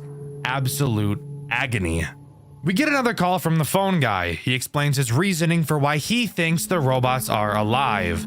He thinks they're angry that they've been forgotten about and left abandoned for years, and he couldn't be more right. Night 5 introduces Freddy. Holy fucking shit, Freddy. Freddy is by far the most dangerous character in this entire game. When Freddy moves forward, he will never move backwards. And once he gets to your office, it's over for you. Yo, get the fuck away from that fucking door! You get the fuck away from that door! What? Oh, fuck, dude. Freddy is a dick. Raps. How do you stall Freddy? By using the flash, of course. When you flash Freddy, he will cover his eyes. Something interesting to note is that Freddy is the only character to be animated on the cameras. Such a small detail, but a detail I think is really cool. If you really want to make sure Freddy doesn't move, you'll have to time his intervals, since they don't vary. And make sure you're onto his camera and flash him at quite literally every single opportunity. You don't have much time to waste, as Freddy is fast. Really fucking fast. I don't quite have the vocabulary necessary to describe how intense this night really is. And if you get bad Sparky spawns like I often did, you could easily spend hours on this night. I was lucky enough to only have it take me a single hour. But if you manage to control your nerves long enough to complete this night, we will have one final minigame to talk about. After completion, we get one final call from the phone guy. He very ominously tells us to enter the dining room. He says he wants to show us something. Upon entering the dining room, we're greeted by all 5 animatronics staring back at us.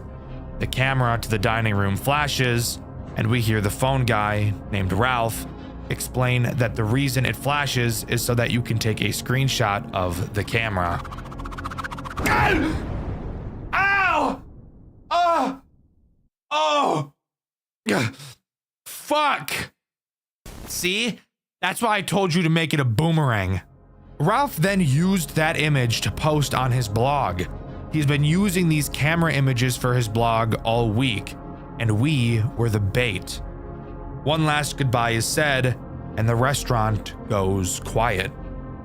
The gameplay of Freddy's Reanimated is incredible. There's no doubting that. This game, of course, has a custom night, with 3 additional unlockable characters. The first of which being Bon Bon, who's actually a reference to the game Freddy's Web Adventure. Pretty cool. Occasionally, he will appear on your cameras. If you don't click him fast enough, he will disable all of them for the remainder of the night. The next character you can unlock is called the Hawk. He acts as a Phantom Chica-like character. He will periodically appear on the cameras, blocking the view, and if you don't turn away from him, he will kill you. Pretty simple, but in a game where the cameras are super important, this guy can be a big pain in the ass. Finally, the last character you can unlock is Sienna, by far the most cancerous of the Custom Night 3. She will occasionally block the clock next to your door, which somehow prevents time from passing. This is a Custom Night character that can drop the realism at this point. All you have to do is click her nose and she will go away and the time will continue to pass. Altogether, completing a Custom Night with these 3 additional characters is a torture I would never want to put myself through. But shout out to Dark Ryun who was able to pull it off, and whose footage you're seeing right now. I should mention that the Custom Night does have a secret ending, but I'll bring it up when I talk about the story of this game. Which, you know, we'll do right now. The story of Freddy's Reanimated is honestly one of the most surprisingly thoughtful pieces of writing I've ever seen in a FNAF fan game. It's not about murder, or purple men, or endless timelines that make my brain feel like fucking mashed potatoes. It's about being forgotten, and about what happens when something that used to bring people joy is left to rot and fade away. The entire game is built on this theme: nostalgia, decay, and the quiet horror of being erased from memory. Freddy's Reanimated takes place inside Freddy Fazbear's Pizza Place, a restaurant that's already dead by the time we get there. It used to be loved. Kids laughed, parents smiled, the animatronics performed, and everything was fine, until it wasn't. Over time, the crowd stopped coming, the lights dimmed, the laughter stopped. The building was abandoned and left to gather dust for over a decade. No massacres, no missing children, just nothing. The kind of death most things really suffer. When the game starts, we're told the place is finally being demolished, and Ralph, the manager, hires a night guard to keep an eye on the place for the last few days. That's us. But before us, there was another guard, Mike Schmidt. Yeah, that Mike Schmidt. He worked one night, just one, and didn't make it out. In the demo of this game, we actually see what happened. Mike survives until 6 a.m. The power cuts, and Freddy himself storms into the office and literally bites his head off. No mystery, no cover-up. It's brutal, it's direct, and it sets the tone for everything that follows. When Ralph brings us in months later, he acts like none of that ever happened. He's casual, a little too calm, and gives us these half-baked instructions that sound like he's either high out of his mind or hiding something. He keeps asking us to do these little tasks: fix the power, upload old files, check the cameras, all while brushing off the fact that the animatronics are moving. Every night, our character emails Ralph describing what they saw, and every night Ralph dances around the truth. He never says, "You're wrong," but he never says, "You're right" either. It's like he knows what's going on, but refuses to say it out loud. Then, finally, on the last night, Ralph tells us a story. The story he's been dying to share. He says that back in the 1940s, archaeologists discovered a cave covered in human handprints. The people who found it were haunted by those same handprints for the rest of their lives. Like the dead were reaching out just to remind them they were still there. And Ralph thinks the same thing is happening to Freddy's. He believes the animatronics are moving because they refuse to be forgotten. That after sitting abandoned for over a decade, their anger, this pure, desperate rage, literally reanimated them. Not out of vengeance, not because of possession, but because of memory. Because they were once loved and then left behind. It's such a fascinating take. The idea that these animatronics aren't evil, they're afraid. Afraid of fading away.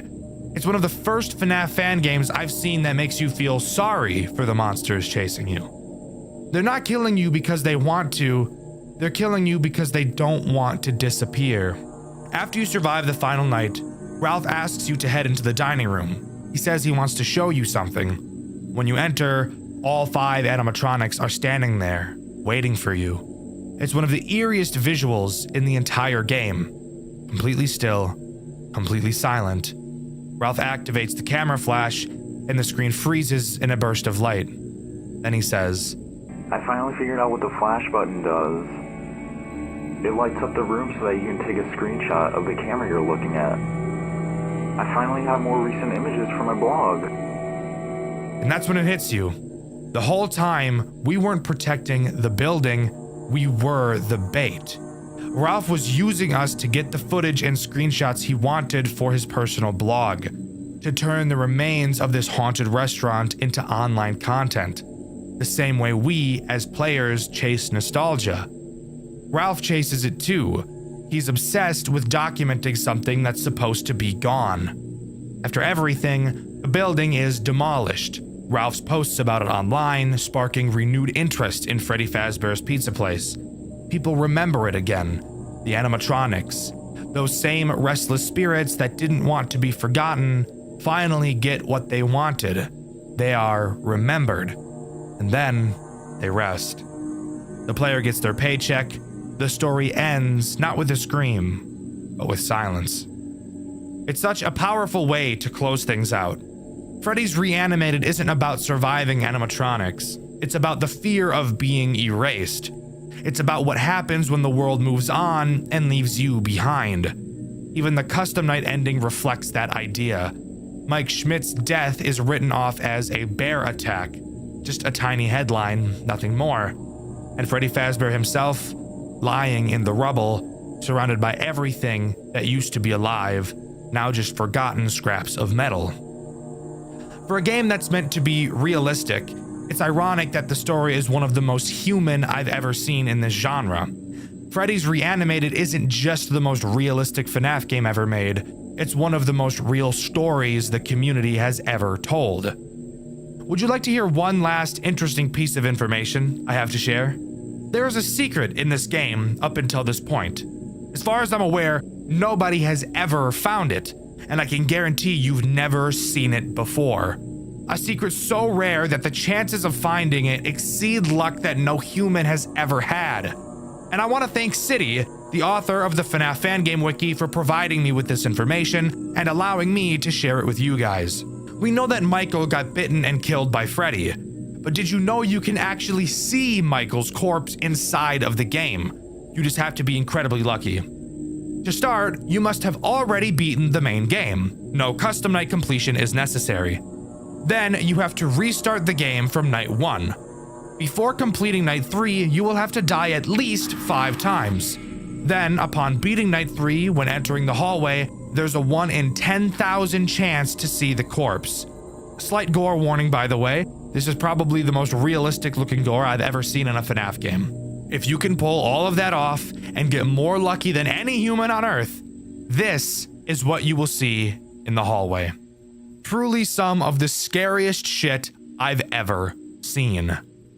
But there you have it. That's everything as far as I'm aware that Freddy's Reanimated has to offer. Overall, this game is one of the coolest experiences I've ever had since starting this channel. I don't think this game is nearly my favorite. I think I like Juniors and Banshee just a little bit more, but it's definitely close. The atmosphere, the sound design, the game design are all borderline perfect works of art. The kings of classic FNAF fan games. What comes to mind when I say that? Maybe Five Nights at Candy's, Five Nights at Wario's, Those Nights at Rachel's, and Treasure Island, to name a few. But for you freaks, you goons, you heathens, there might just be another answer. A game so popular when it came out for a reason I'm not even sure of myself. Today, I'll be talking about that game. A game so utterly terrible, yet somehow loved. Sit back and relax, because today we're diving into the weird world of Five Nights with Mac tonight. Where do I even begin with this game? Probably by saying that for this video, I played both the first and second games, except not really because I played the remastered versions of them. Was this a good idea? No. These games were pretty bad, and unironically enough, the thing about them that pissed me off the most was the story, but we'll get into that later. And trust me, you don't want to miss that. The game starts as you'd expect an old FNAF game to begin. We pick up a newspaper and accept a job at a restaurant full of animatronics waiting to break our consent and make their willy wag. We enter the restaurant and get the first phone call of the night, and really begin the nightmare that is this game. Not only are these phone calls absolutely horrific from a story standpoint, but they're also somehow even worse from an immersion standpoint. Why? Well, not only are they quite literally impossible to hear because of how fucking loud the rest of the game is. This is Chrissy. You may remember me. I'm the manager here at the Spackers. But I guess the developer thought that it'd be really funny not to cut out any of the mistakes by the voice actor. We can't afford broken animatronics in a restaurant that hasn't even opened yet. We can't afford broken animatronics in a restaurant that hasn't even been broken to the public yet. That's more funny than anything, but the whole barely being able to hear the phone call part is enough to make me want to throw a baby deer in a river. Oh yeah, and if that wasn't bad enough, the phone guy is also Australian, so that's just torture. Anyways, the phone guy doesn't really say anything of substance in this night, really only explaining the basics, but I get the feeling I can do a hell of a lot better than he can. Let's start by going over the few tools at our disposal.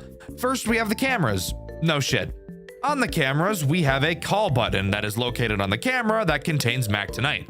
This button does what you'd think it does. Makes some noise, animatronics go, "Ew, eh," and then leave.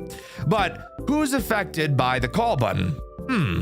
Let's think long and hard about that one, guys. I don't know. Maybe the fucker who's on the same camera? Jesus Christ, why am I having to explain this basic concept to you? You're like a toddler, a little stupid drooling baby, a little insignificant worm, rodent, vermin, bug.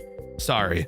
No, I'm not. That's a lie. Anyways, the only threat on this night is Mac himself, and he's pretty damn basic. All he does is meander through your cameras, like holy shit, he's so slow. Eventually, he'll wander into your office, which, pause for a minute. This is not an office.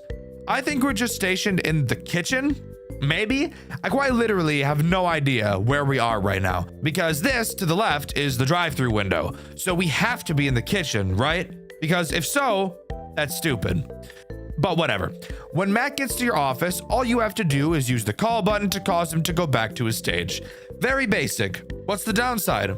I'm glad you asked, because of course there's a downside.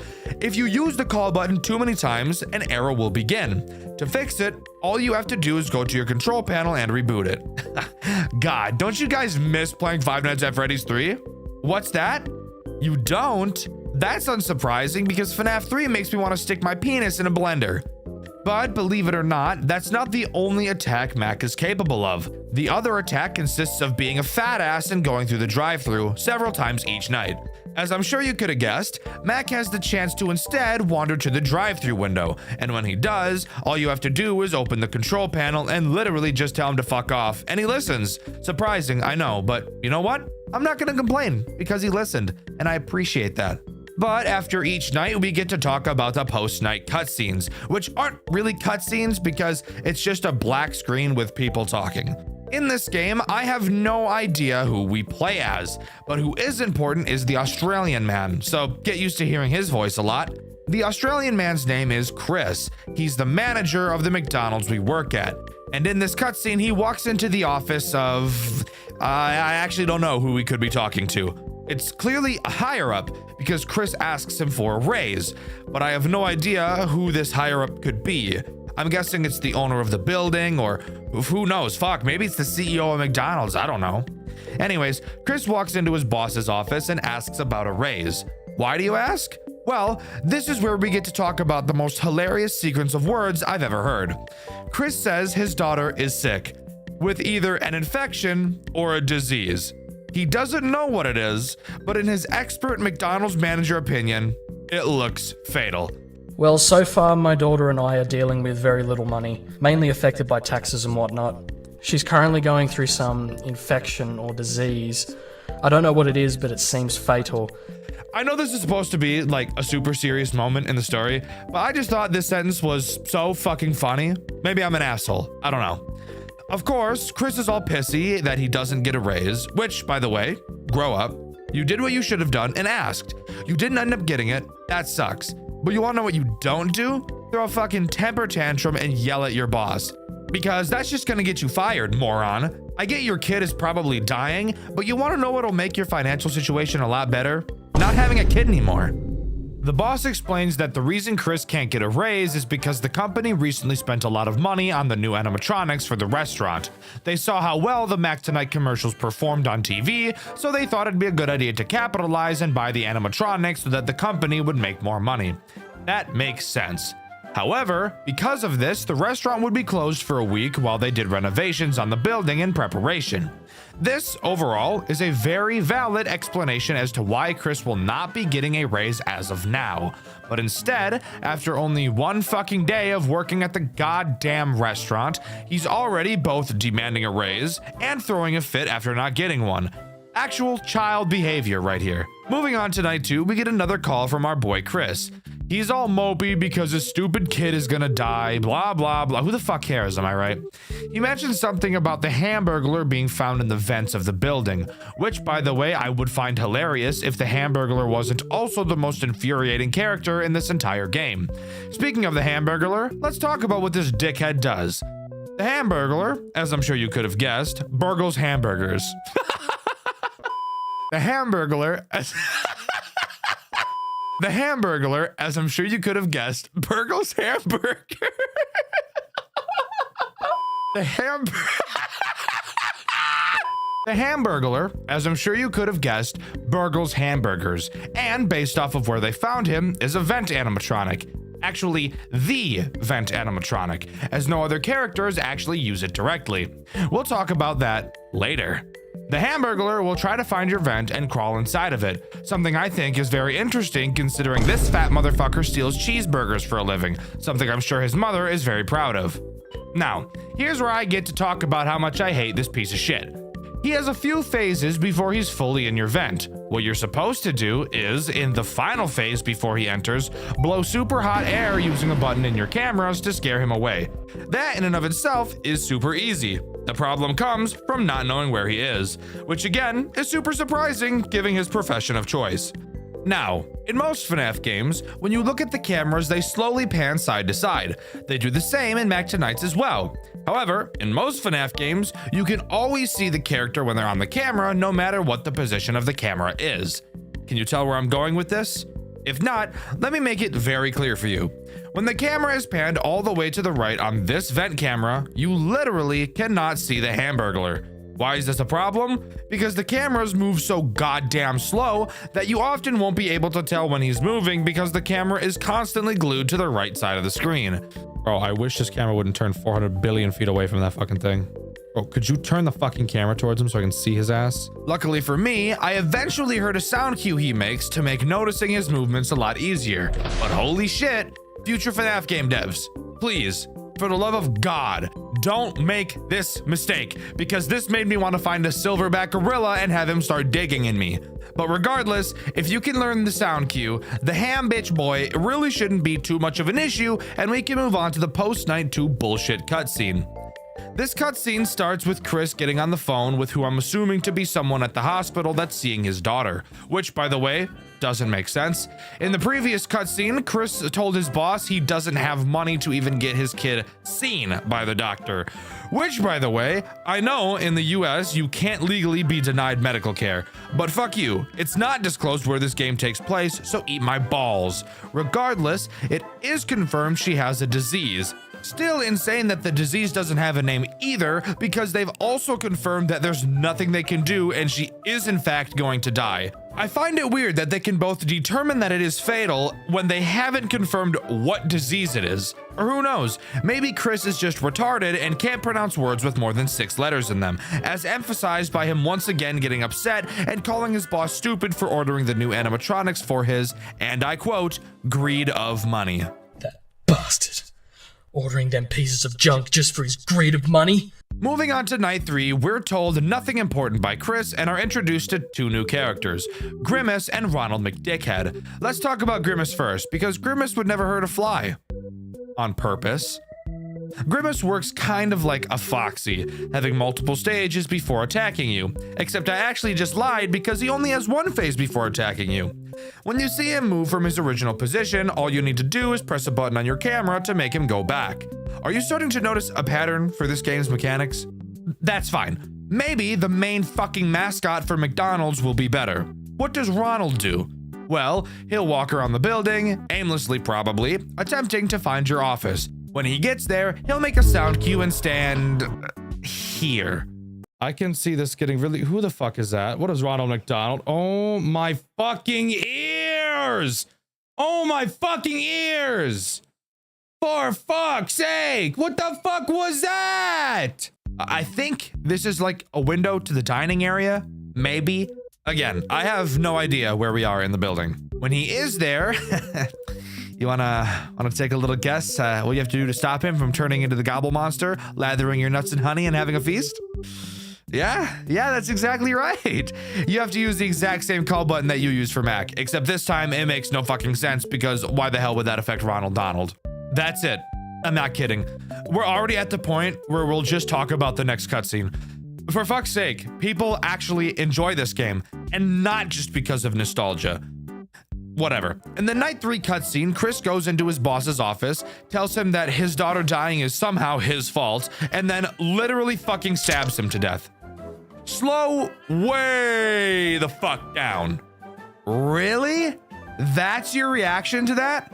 Sure, you didn't get the raise, but guess what?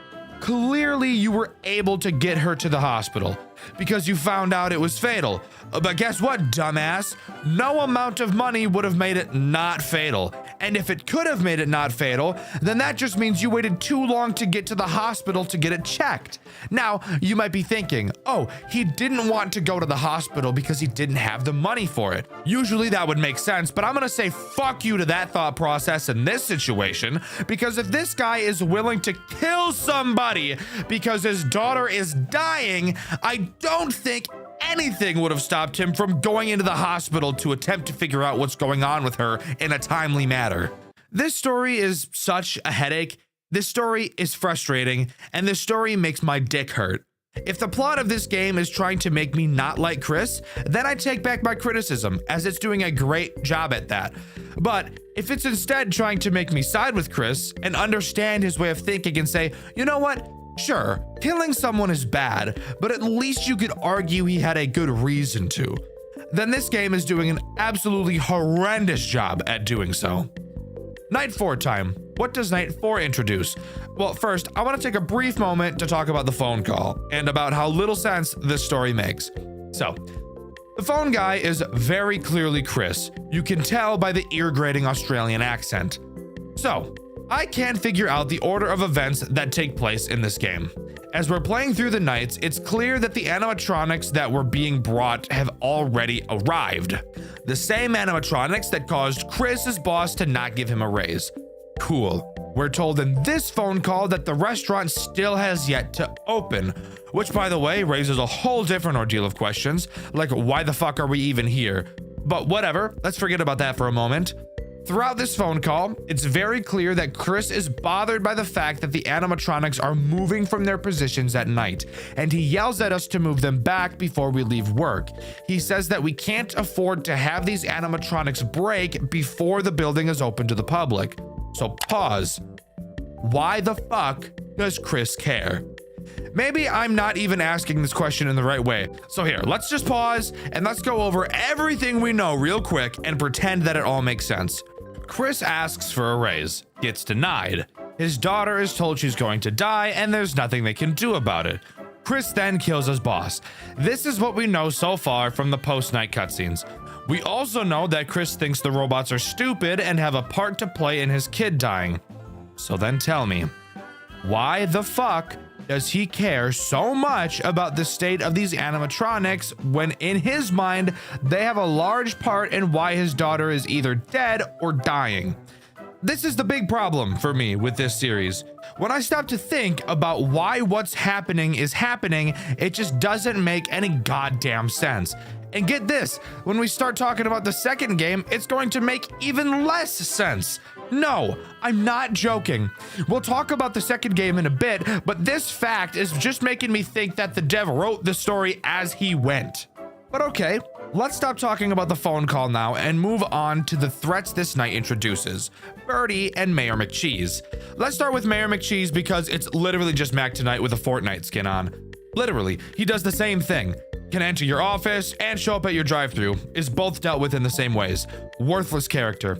With that out of the way, we can talk about the much more interesting character, which for a female bird character in a FNAF game, I surprisingly have no sexual tendencies towards it, because this bird is butt ugly.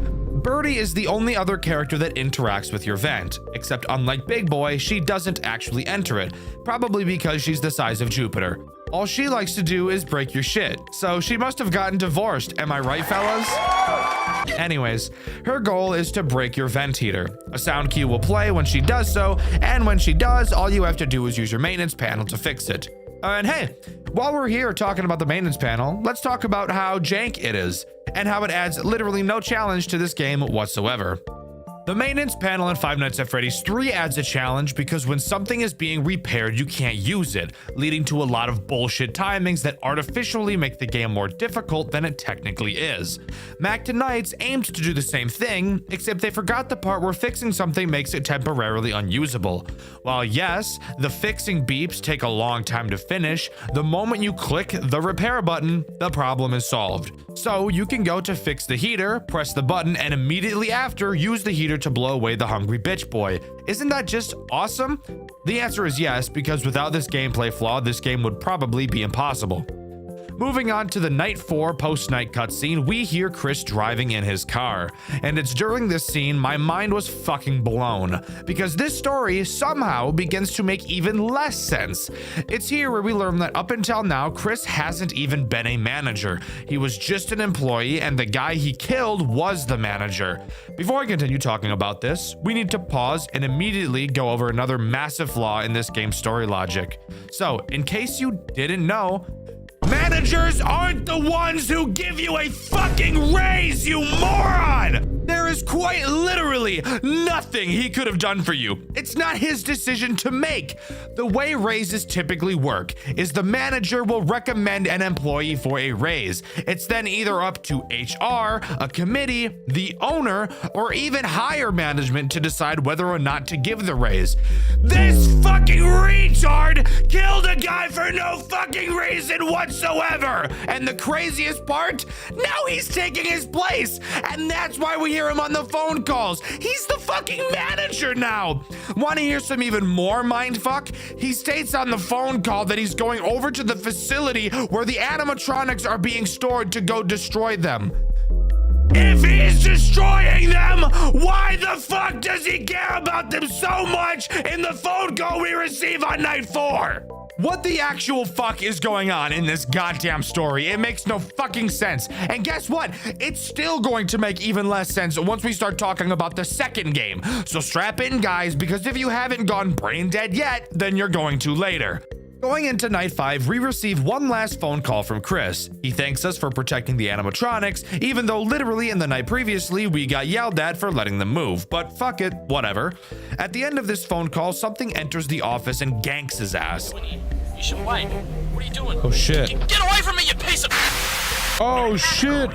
Not totally sure what it is, we're left to finish off the night, which, as I'm sure you could have guessed, adds nothing new, so we can move right on to the post-night cutscene.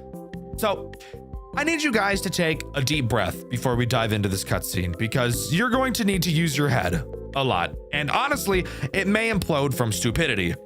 During this scene, we hear the voice of Chris's manager, so we know that this has to take place before he was killed. He mentions that the animatronics have been very damaged in the facility they were being held in. We know from the last call that Chris was going to destroy them, which is why he was driving. So we know that scene takes place before this one. However, that also means that during that scene, Chris's boss was still alive, which means he went to destroy the animatronics to piss his manager off and then killed him. Now, slow down. That doesn't make any sense. Why would he do something like that if his final plan was to kill him? That wouldn't make any sense.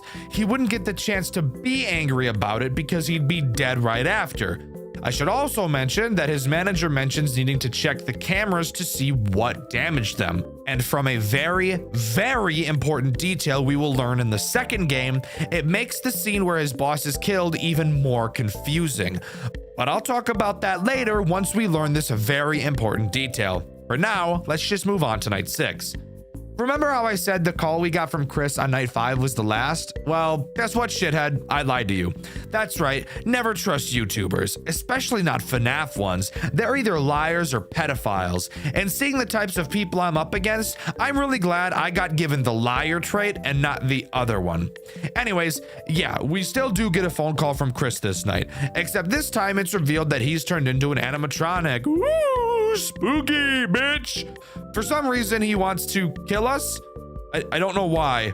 He says that he can't have any witnesses, but that brings up way more questions. One, is he implying that we saw him kill his manager? Because I'm pretty sure we didn't. Trying to follow the timeline would show we weren't even working here at that time, so that's not possible. Second, even if we did see it, you're dead and have been turned into an animatronic or something. So it's not like you can be held responsible for your actions anyways.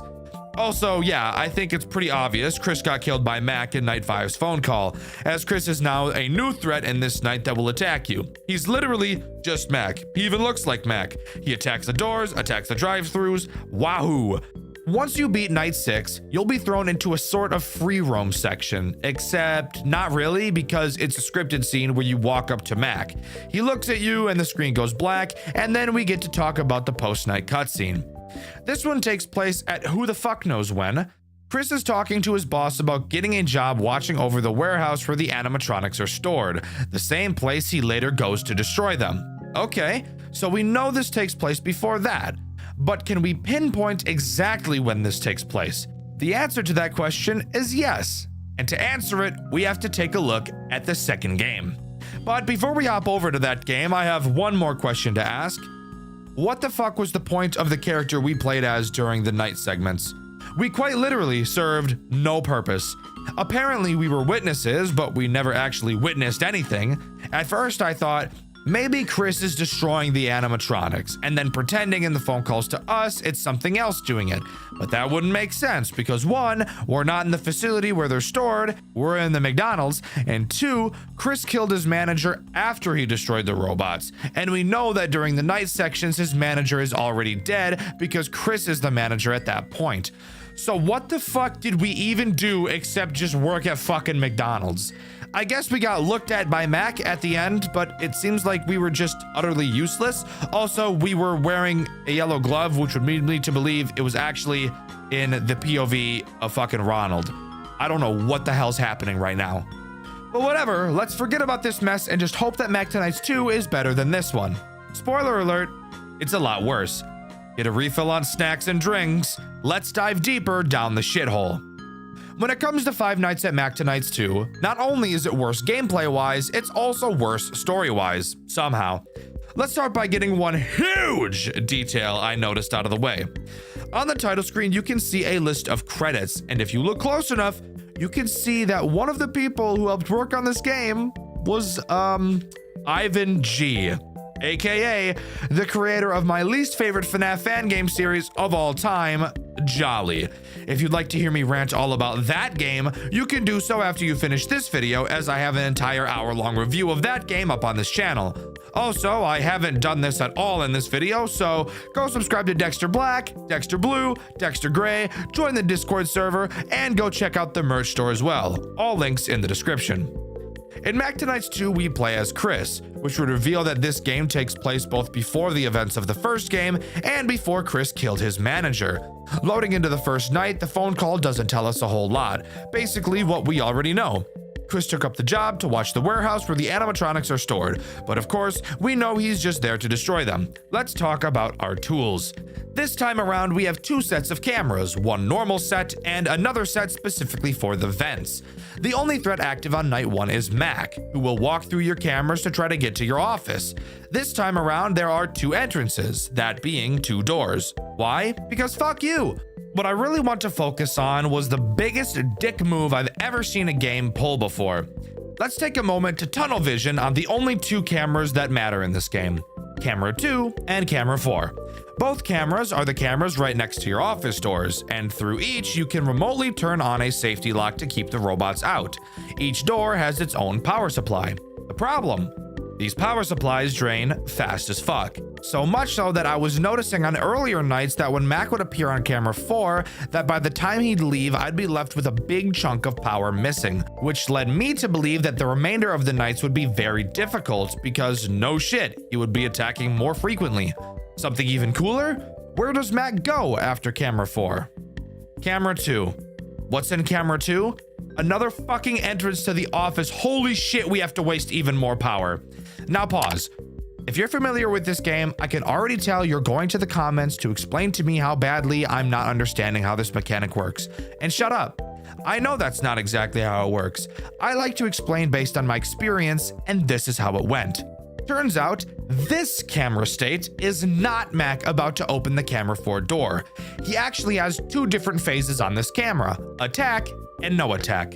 When he's standing like this, away from the door, then you know he's just traveling to camera 2 to attack. He will look like this when it's actually him attacking camera 4's door. So what's the problem? Well, I literally never saw Mac go into his attack camera 4 state until night 3. Excuse me? I don't think that it's my fault for not noticing earlier when my RNG with movements is that dog shit. Holy fuck. But whatever. After learning that, I had no problems with Mac, and we're free to move on to the post-night 1 cutscene. Psych! Guess what? There aren't any. We're just jumping right into night 2. Night 2 drops a fucking bombshell on me and blows up all hope of understanding the lore of this game. It's revealed on this night that the phone guy isn't Chris's boss, as he mentions that the manager at a McDonald's had his throat slit, now establishing that Chris had already killed him. This doesn't make any sense, and it pisses me off. And you'll understand why later when we talk about that very important detail I mentioned earlier, so just bear with me a bit longer. For now, let's go over this night's threats. This night introduces this game's Toy Freddy equivalent, the Hamburglar. And no, not because of his game mechanics, but because he's a fat ass. He is the character to introduce the vent mechanics, exactly how he does in the first game, except this time it's somehow even more worthless. Once he enters your vents, he will appear in any of the 4. When he does, all you have to do is seal the vent he is in until he leaves. Each vent has its own power supply, and these too drain very fast. But that doesn't matter because even during this game's most difficult canon night, you will hardly ever be attacked. The phone guy mentions that only one vent can be sealed at a time, but fun fact, that's actually just not fucking true at all because you can seal all of them at the same time if you really wanted to, so that's cool. Night 3 introduces one new threat, but before we can talk about that, we need to talk about the headache that is this night's phone call. During this call, the phone guy tells us that Mac's box was moved and looks like it had been opened. Of course, that makes sense because we watched him walk around the building. All good. Whatever. However, he also mentions the progress the police have made on the murder of Chris's manager.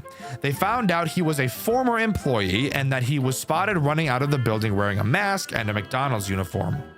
Pause, please. My brain can only take so much stupidity at a time. So, what this tells us is that at the time Chris killed his manager, he wasn't working at the McDonald's because they referred to him as a former employee. That doesn't make sense because during the Night 3 cutscene in the first game, when Chris enters his manager's office to kill him, his manager mentions that there's nothing he can do to help. So we know he was working there. Maybe that was a mistake and he wasn't working there, or maybe this is a mistake and they shouldn't have said former employee. But let's just say this game is correct and he was a former employee.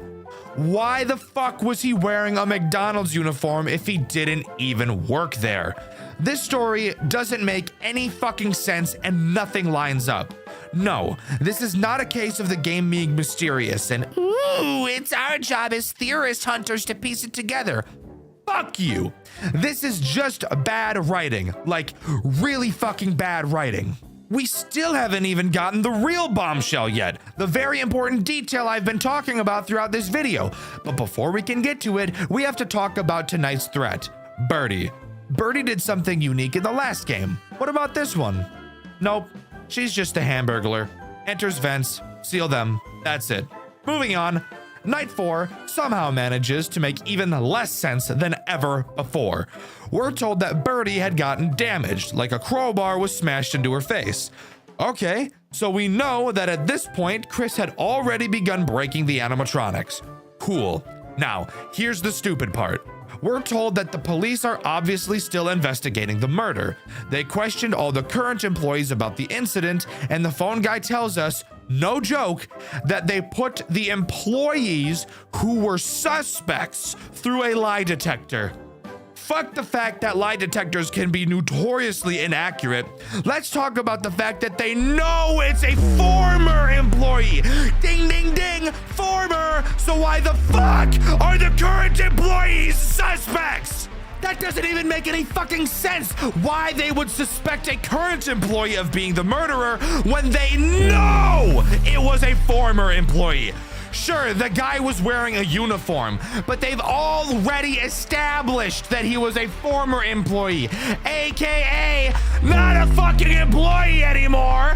Am I overreacting? Does this story actually make perfect sense and I'm just retarded? I don't think it does. Anyways, the threat on this night is Mayor McCheese. He's just Mac. Goes to the door, close it, what the fuck ever. I know you guys are just interested in this story at this point and how retarded it is. Night 5 phone call. Let's go over it. Mayor McCheese was damaged, obviously our doing. We're told that today is our last night, yet for some reason we're told that we can come in tomorrow if we really want to. Why? I literally have no idea. And the phone guy literally offers no good explanation whatsoever. It's clear that at this point, the phone guy thinks we're not doing our job well. And to be fair, we really aren't, so that makes sense. Really nothing important in this call, so let's just go over the final threat in this game, Grimace. Grimace, surprisingly, does something different than the other characters. He acts sort of like a phantom balloon bitch from Five Nights at Freddy's 3. He will slowly leave his box, and when he does, he'll appear on a camera. If you see him, close the cameras and he'll reset to his box. If you don't do it fast enough, he'll force your cameras to reboot, which will take a while. So like, just close the cameras. Who gives a fuck? Let's just talk about this stupid fucking story and the stupid fucking important detail I've been teasing for the last half hour. During the night 6 phone call, it's revealed that the phone guy checked the cameras of the warehouse and saw Chris breaking the animatronics, specifically Grimace. He tells us that we need to get out, blah, blah, blah. Yeah, we know, no shit, he's pissed, and rightfully so. But hold up. Did you hear what I just said? He checked the cameras and saw us. Doesn't that sound familiar? Oh yeah, it does. Why, you ask? Well, this little tidbit is that super important detail I've been talking about throughout this video. Towards the end of Mac Tonight 1, during the final cutscene, we hear Chris's manager mentioning that the robots are being damaged and that he needs to check the cameras. This would tell me that this exact moment is what he was talking about then. But here's the crazy part. All of that would add up perfectly fine if it wasn't confirmed that the phone guy in the second game wasn't the fucking manager, because he said the manager was already dead. So who the fuck is this guy? And why did the manager say he needed to check the cameras of the warehouse at the end of the first game? This story literally makes no fucking sense whatsoever. There was no thought put into it. I can't piece any of it together because each piece of the fucking puzzle is from a different goddamn box. What the fuck do you expect from me, game? I finally get confident enough to talk about the stories of the games I play in my videos, and then I'm hit with this fucking bullshit.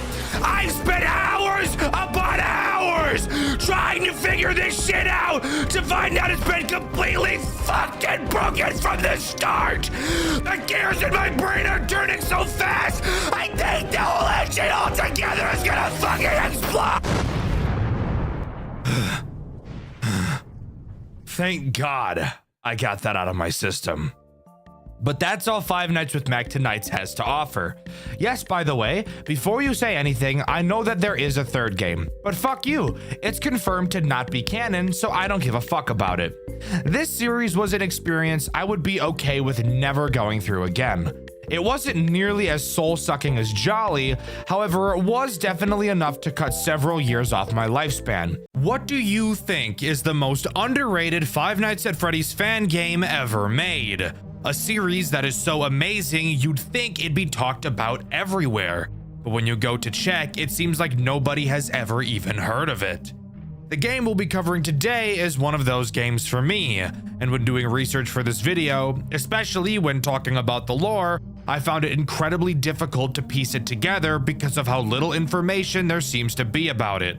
But rest assured, I think I've got it figured out. The game we'll be covering today is Project Readjusted, a FNAF fan game with one of my favorite stories of all time. Sit back, relax, and let's jump into this amazing trilogy together. First big change I noticed in Project Readjusted from most FNAF games is the way the phone calls were handled.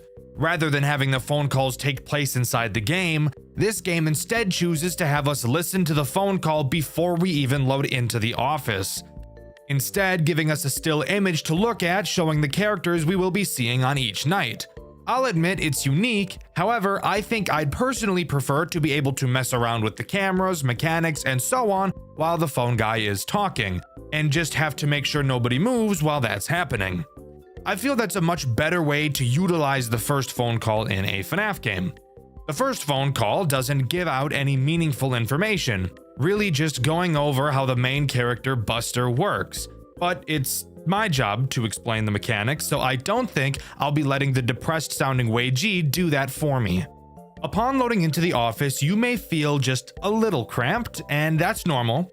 This office is teeny tiny, like much smaller than most FNAF offices I've seen in my days. Obviously, we have a door to the office, because if we didn't, I'd question how we even got into the room in the first place. However, the interesting thing about this door is that it doesn't close. Oh, Dexter, does it not have an actual door? Like, it's just a doorway? No, there's a door. Our character just for some reason chooses not to close it.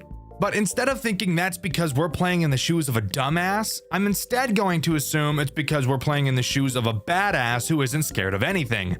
We also, of course, have our cameras, which are very interesting to say the least. To start, they have two modes, lights on mode and useless mode, because as I'm sure you could have guessed, if the lights are off, you can't see anything. I know, groundbreaking.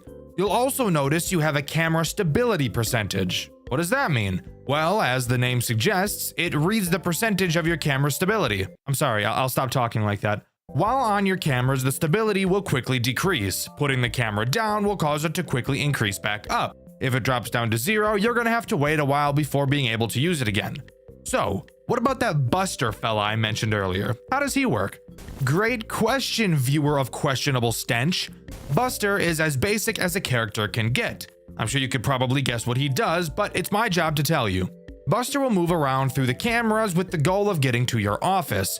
Once there, he'll peek his little head through the door. Using this comically large blue button on the wall of your office, you can shine a light into the doorway, revealing he has the teeth of a British person. Hold this light on him for long enough and he'll go away. Simple sugar. After night 1, we get a short cutscene. You guys seem to like the narration I did in my Maggie's video, so instead of just summarizing what happened like I would usually do, I figured, why not narrate this as well? Hey, it's been a long time, you and me. We finally met ends on a good note, for now. I'm only implying that our experience will be better. Now, there is something I need to tell you. I know I'm jumping to conclusions without explaining who I am, but bear with me. There is something inside this diner. Just maybe put on some type of gig to make some fool believe you to make them work here. Maybe that person will lure that thing out. I'll tell you more tomorrow, but for now, let's begin to go inside. Let's take the back alley, as it's less noticeable. Come along, we only have 5 days. Sounds like someone's trying to dupe us and use us as bait. That's not very kind, vaguely barbaric. But whatever, we're already working here. I guess it's just in our best interest to not die. Moving on to night 2, you can quickly take a little nap because the phone guy takes a billion years to talk about the new character this night adds, and ramble about some arcade machines. The new character added on this night is Old Buster. At least, that's the name that would make sense. However, this character's name is actually Redeemer. Quite literally, being an older Buster model, I can't quite wrap my head around why they chose to name him in the way they did. Redeemer makes use of your vents, something I've neglected to mention thus far. You can't really see it, but the vent is to the right of your office behind the door, so just out of sight. Redeemer does whatever he damn well pleases until he eventually decides to enter the vent. When he does, an obvious sound cue will play letting you know he's entered. Once he reaches your office, he'll dive in.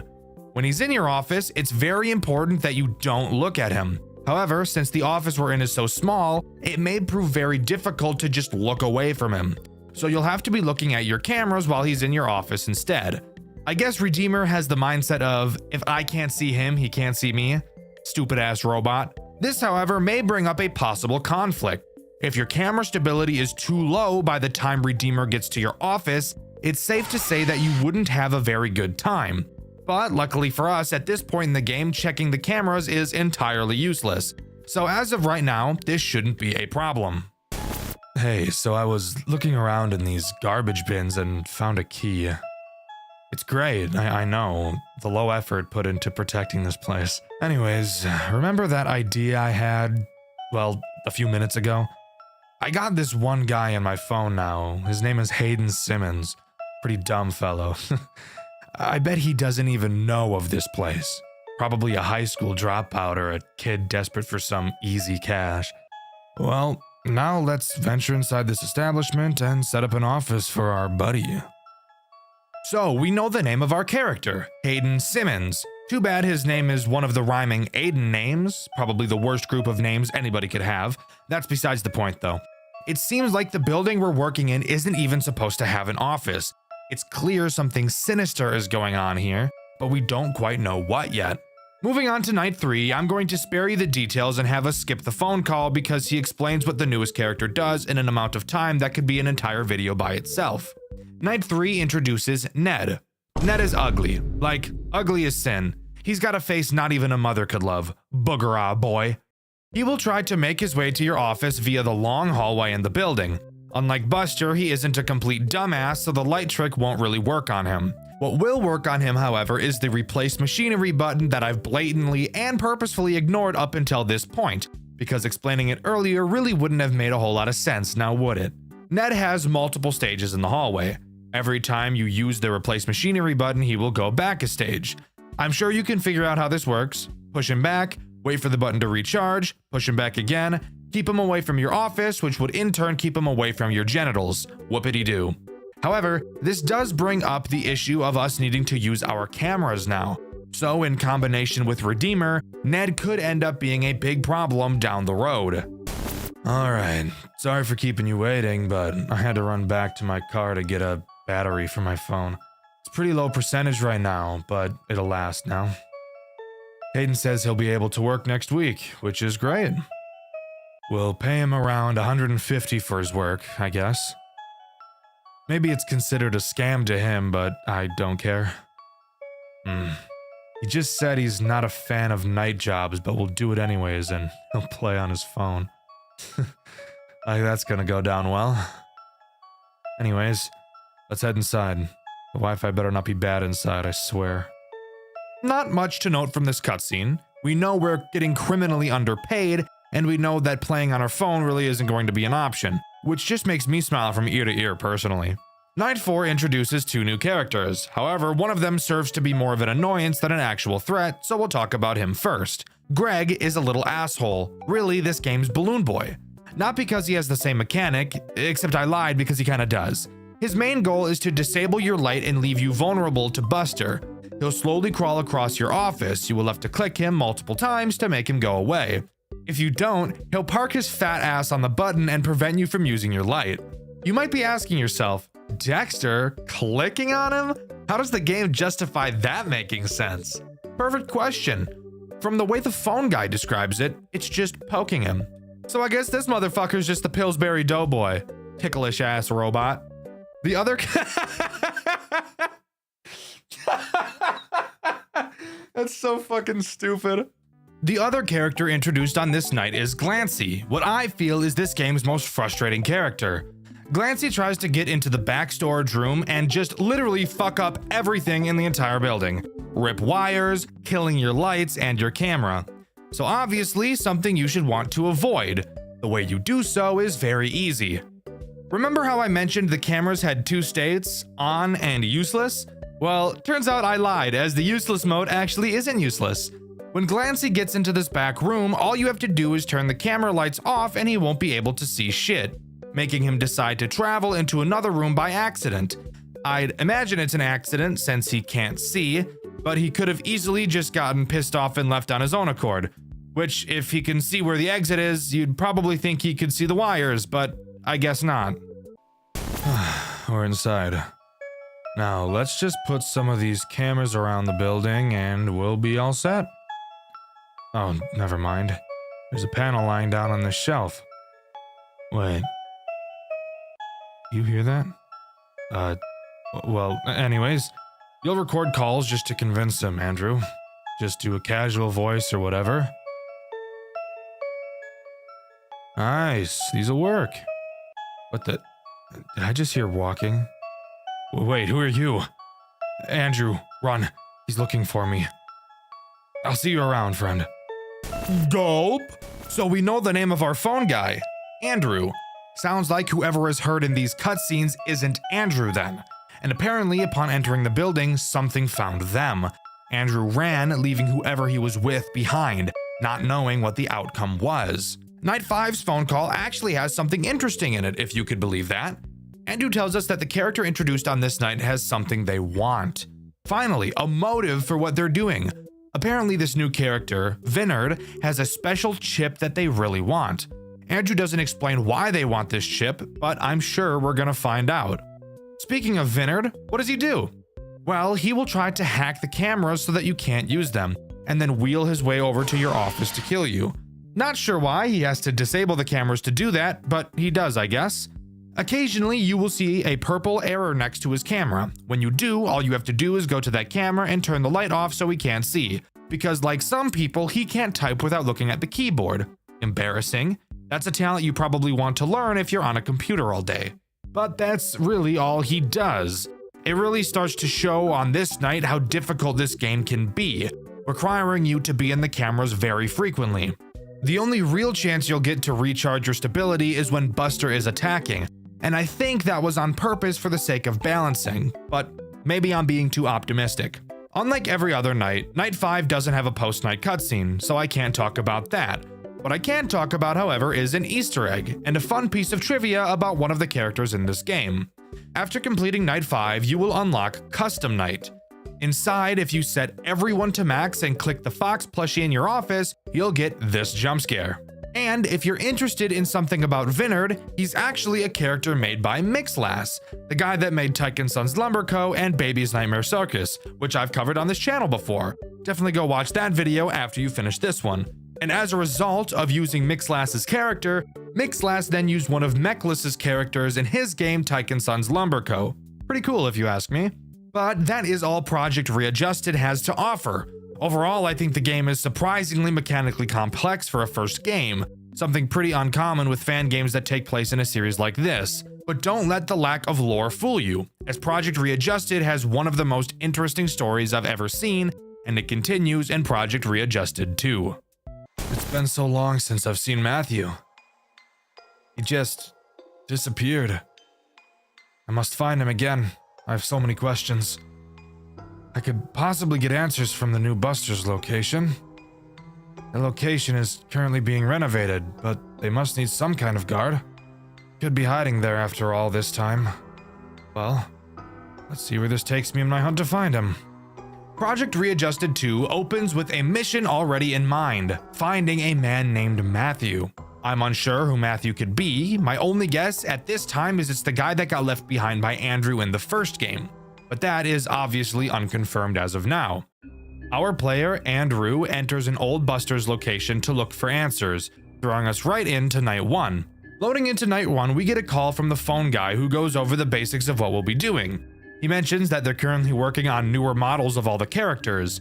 Not a whole lot of interest to point out during this call. However, what is of interest is how scared I was when I first saw the equivalent of 3 fucking music boxes in one camera.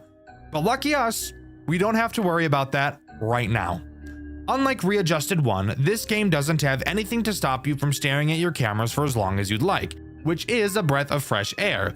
But that only means that this game is going to be AIDS in a different way, and we'll figure out how soon. Let's talk about the first and only threat Night 1 introduces, Cable Buster, who I'm just going to be calling Buster because I'm lazy. Buster makes use of a new mechanic this game introduces, the showtime tapes in Camera 1. When Buster gets to either Camera 5 or Camera 7, you will have to look at him. He will be repeating a day of the week. I don't know why he feels the need to say it out loud constantly. Phone guy explained that apparently that's what he's designed to do, walk around the building and inform people when the show is about to start. But why would he say the day of the week if that was the case? I have no idea. Once Buster says what day of the week the show is on, you will have to quickly go to Camera 1, set the sound file to the day of the week he stated, and play the audio track. This will cause him to meander back to Camera 1 and do a little jiggy. Just kidding, he doesn't dance. I just lied to you. Something isn't right. Papers are coming in about a missing person. A missing person at the old Buster's. It must have been the spy that Matthew took care of. He's on the prowl and I will end it in this place. There's no way I can fail this. His tracks are so hidden yet so predictable. I just need more clues. So, Matthew killed a guy, and not just any guy, he killed a spy. So clearly Matthew is probably a bad and dangerous man. So we should approach with caution. Not knowing anything else, we move on to Night 2. Night 2, the phone guy introduces some new mechanics, but fuck him, my voice sounds better. Night 2 introduces Infested Glancer, but before we talk about what he does, we should talk about the second thing our cameras can do. Show some air ducts. Hooray! The air duct menu is very reminiscent of the ones from Ultimate Custom Night. You have a radar that you can use to detect anything moving inside. Spoiler alert, Glancer is inside. You may also notice that there are 3 things you can repair. Are your FNAF 3 senses going off? Because mine are going haywire and it's making me want to off myself. The three things to repair are your radar, your lights, and your doors. Glancer will attack any of the three vents in your air ducts, all of which lead to your office. Use the radar to find where he is and close the door when he gets too close. You'll notice that you have a meter on this screen that tracks your door power. If it runs out, you'll have to reboot the doors, and of course, after too many uses of your radar, you'll have to reboot that as well. Glancer brings up a very obvious issue. He's fucking annoying, and he's very fast, easily being the most annoying character in this entire game, demanding the majority of your attention like a clingy girlfriend that you're slowly falling out of love with.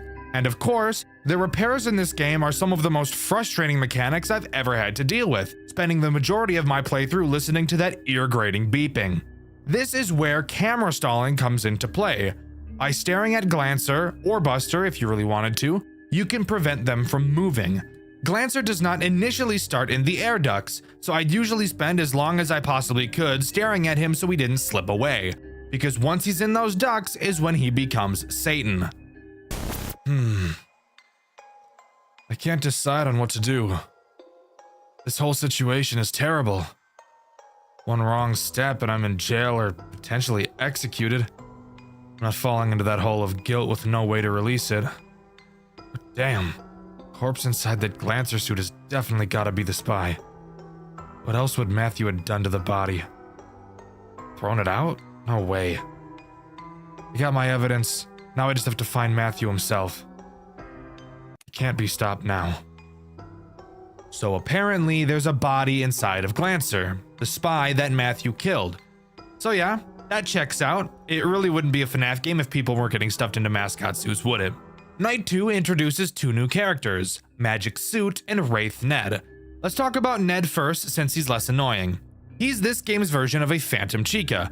Occasionally, he can start to appear on one of your cameras. If you don't look away from him fast enough, he'll jump scare you and cause you to need to repair everything. Your radar, your lights, your doors, your dick. Not super annoying, just get some reflexes and you'll be fine. Magic Suit, on the other hand, is very annoying. This is the guy who thought it'd be really funny to have 3 fucking music boxes at the same time. His 3 plugs will slowly decrease in power. You'll have to keep them charged up if you don't want Magic Suit to Magic Mike you. Fuck. You'll have to keep fuck. You'll have to keep him charged up if you don't want Magic Suit to Magic Mike you. But in all honesty, these 2 new characters aren't even an issue. This entire game's main problem is Glancer. God, I hate him so much I could just stick a fork in my ass. That doesn't even make any sense, but irrational anger causes irrational responses sometimes. I don't know what to tell you. What the hell was that purple thing? Is the air in this place toxic? What the hell? Can't keep working here. I must escape before I lose my mind. I don't know what I'm going to do. I have a feeling finding Matthew won't be easy. Speaking of which, I found a tape from the old location. That Glancer suit had made itself in the backstage. How? Must have found the pieces from when the original Glancer and Glossy characters were split up and put together. I don't know how sewing those two together made any sense, but I guess it was good for Halloween. Scratch that. Anyways, Matthew forced that spy corpse down inside the Glancer suit while it was trying to escape. What is wrong with these chips? I feel like someone is controlling them. No way this is artificially programmed in the animatronics. It's too mobile. Now there's more than one thing I need to find out. Great. So it sounds to me that Glancer put himself together and tried to escape the building, but while doing so, Matthew stuffed a corpse of the spy inside of him. What the hell is going on? I have no idea, but hopefully some more context will come along soon. The only character introduced on Night 4 is Wraith Finn, being in my opinion the second biggest threat in this game. Finn will quietly appear in your office. Up until this point, you haven't had any reason to ever lower your camera. Well, Finn is now your reason. When he appears in your office, you will have to hold your mouse over the top half of his body until he fades away. If you don't, say hello to a fuck ton of repairs and a quick death. Something I find really weird about this mechanic is how it's explained in the game. The phone guy literally tells us to put our cursor over it. She said she stared at what she saw, putting your cursor right on its upper half. That's kind of specific, but whatever. Just her, I guess. Anyway, good night. I've never really seen a FNAF game be meta like this before, but I guess How else are you supposed to explain the mechanic? I suppose you could say to stare at it, but that wouldn't indicate you need to touch it with your mouse. Overall, a very goofy introduction, and a character that I forgot about so much, I think I died to him more than any other character throughout this entire franchise. Okay, I have many questions. How did that design get into this place, and how did it just fade out of existence? It was called Finn. We never got around to finishing it. It was like Buster's pal. The head was never done, but he had his other pieces done. Although I noticed this Finn had his hands gone. This place is so damn weird. This place is so damn weird. Alright, so really nothing interesting said there at all. Finn was supposed to be Buster's friend. Buster is a fucking robot. He has no friends. Moving on to night 5, as it should be much more interesting and hopefully have a more interesting post-night cutscene. Night 5 introduces the last threat this game has to offer, Wraith Vinard. A character that isn't too terrible to deal with, but will really just act to take more of your needed time away from Glancy, which is obviously not something we want. Vinard only ever appears on camera 8. Occasionally, when checking that camera, you will see Vinard's silhouette with no eyes. You will have to stare at him until his eyes appear. Once they appear, you will then have to quickly look away as if you aren't the fucking reason his eyes appeared in the first place. Something super interesting to note that I haven't mentioned so far is how these wraiths have been explained by the phone guy, being the only characters he's convinced aren't real. But you might be wondering, if he doesn't think they're real, why does he mention them? That's a good point. Apparently, the guard that worked here before us left several notes about these wraiths, and the phone guy is reading her notes to us in the phone calls. Maybe as an in case, maybe just to make fun of her, who's to say? Either way, I find it interesting. Vinard? With legs? What is going on anymore? I can't take things seriously. Wait, no. I hear sirens. I still haven't found Matthew. And I got several people outside awaiting my arrival. Police cars. Someone found out. Someone told them. Matthew, you bastard. I will find you. You won't get away with this. I can't believe this is how my story ends. It's not right. I can't. Matthew was never found by any officials or Andrew. Andrew attempted to bring the situation to court, but not enough evidence was collected. Andrew was deemed guilty for the corpse inside Buster's Diner World and was sentenced to death row, his execution following a month after being assigned. This was not the outcome he had thought of. It could have been worse. This story is false. Well, goddamn! Quick recap. In this game, we play as Andrew, the phone guy from the first game. We still don't fully know exactly who Matthew is, but he called the police and informed them that Andrew was at the building and had killed someone. They arrived, found the body in the Glancer suit, and had Andrew killed, giving us the fake ending. Oh god, endings, Dexter. Let's quickly go over what it takes to get this true ending, please. Well, there are several minigames you will need to complete throughout the game in order to get this true ending. Let's blast through how to get them. During each night, a specific camera will have its name flickering slightly.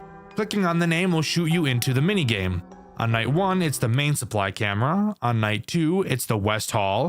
Night 3, it's the secondary supply entry. Night 4, it's the secondary supply entry again. And night 5, it's the power breaker. After completing all the minigames and successfully beating night 5, you'll get the true ending instead. The minigame. It spoke the words I couldn't find myself. Matthew died with his baby. A tape left on him. I can't explain what I've experienced here. I can't go on with this sudden guilt. This damned children's entertainment chain should have never happened. This outcome was not proper. And I can't handle it. I don't know what will happen next. I'll report the death of him and the corpse to the police. At least I can get off with no charges. I can't put myself to do it. I can't go the route my gut wants me to go. Later the same night, Andrew had a heart attack. No evidence was ever turned into the police due to this. Nearly a week later, police arrived after suspicion from pedestrians roaming the streets. Police had not told any officials about what was found and began to demolish the location. Andrew's story is over. An ending to a tragic story. There are no solutions to the problem. Diner World Entertainment was shut down immediately and ran out of business, seeking a new opportunity to reach into kids' hearts. This is the true story. Well, goddamn! Turns out it didn't matter what he did. Andrew still died, and no word of Matthew was ever heard from the police. We just can't win, can we? Well, luckily for us, this storyline does continue, and even more lucky for us, it continues in the best game in the series, and arguably one of the most creative FNAF games ever designed. I know who you are, Andrew Vargas. I've seen your name in records before. I know what you're doing. You want information. Lots of it. I'm no provider, but I can lead you to what you want. I know that man, Matthew, has been nothing but a mystery to you. His image is shrouded in a dense fog that your gaze cannot penetrate. But you want to break it, do you not? You can either go the full walk or fall short. There is no try this time. All the information you want to grasp so badly can be obtained. All you have to do is satisfy us. There are 3 captives full of knowledge below the storage facility. Treat them to our satisfaction, and they will live out to the 5th and final day. On that day, they will be free. They will be able to tell you all that they know. This is what you want, right? The data you seek is waiting for you. And here we are! Project Readjusted 3, the last game in the series and undoubtedly the best. This opening cutscene throws us right into the world of this twisted game. We play as Andrew. That might seem a bit confusing since Andrew died in the last game. But guess what? Apparently, both of the fucking endings weren't real. So what the fuck? I'm not joking, by the way. I'm being completely serious. Both of the endings in the second game aren't real. The true ending isn't real. Both the fake ending and the true ending both didn't fucking happen because it takes place before this one. So like, what the fuck was that all about, huh? Anyways, we're not sure who was speaking to us in that cutscene, but apparently there are 3 survivors that have all the information we need to solve whatever is going on with Matthew. And with that, we're tossed into night 1. This game does progress based on objectives instead of time. But rather than a game like Pizzeria Simulator where the tasks you have to complete are mind-numbing, the task in this game actually requires a small bit of brain power and is truly one of the most creative takes on a FNAF game I've ever seen. We're tasked with protecting these 3 captives. In the cameras, you'll be able to see 3 rooms. Each of these rooms holds one of the captives. You can keep track of their stats at the bottom of the monitor, see how much hunger, thirst, and satisfaction they're all at. Note how much supply you have. Your goal throughout this night is to send these captives shipments of food and water. Then, once they're all satisfied, the night can end. When you open the gate, food and water will slowly be dispensed. You can control which room these packages will go to. The longer you take to send a captive something, the lower their satisfaction will go. At the top of the screen, you'll see a minimum grade you need to complete the night, and which grade you're currently at. Meaning you don't have to fill each room up to its entirety to complete the night.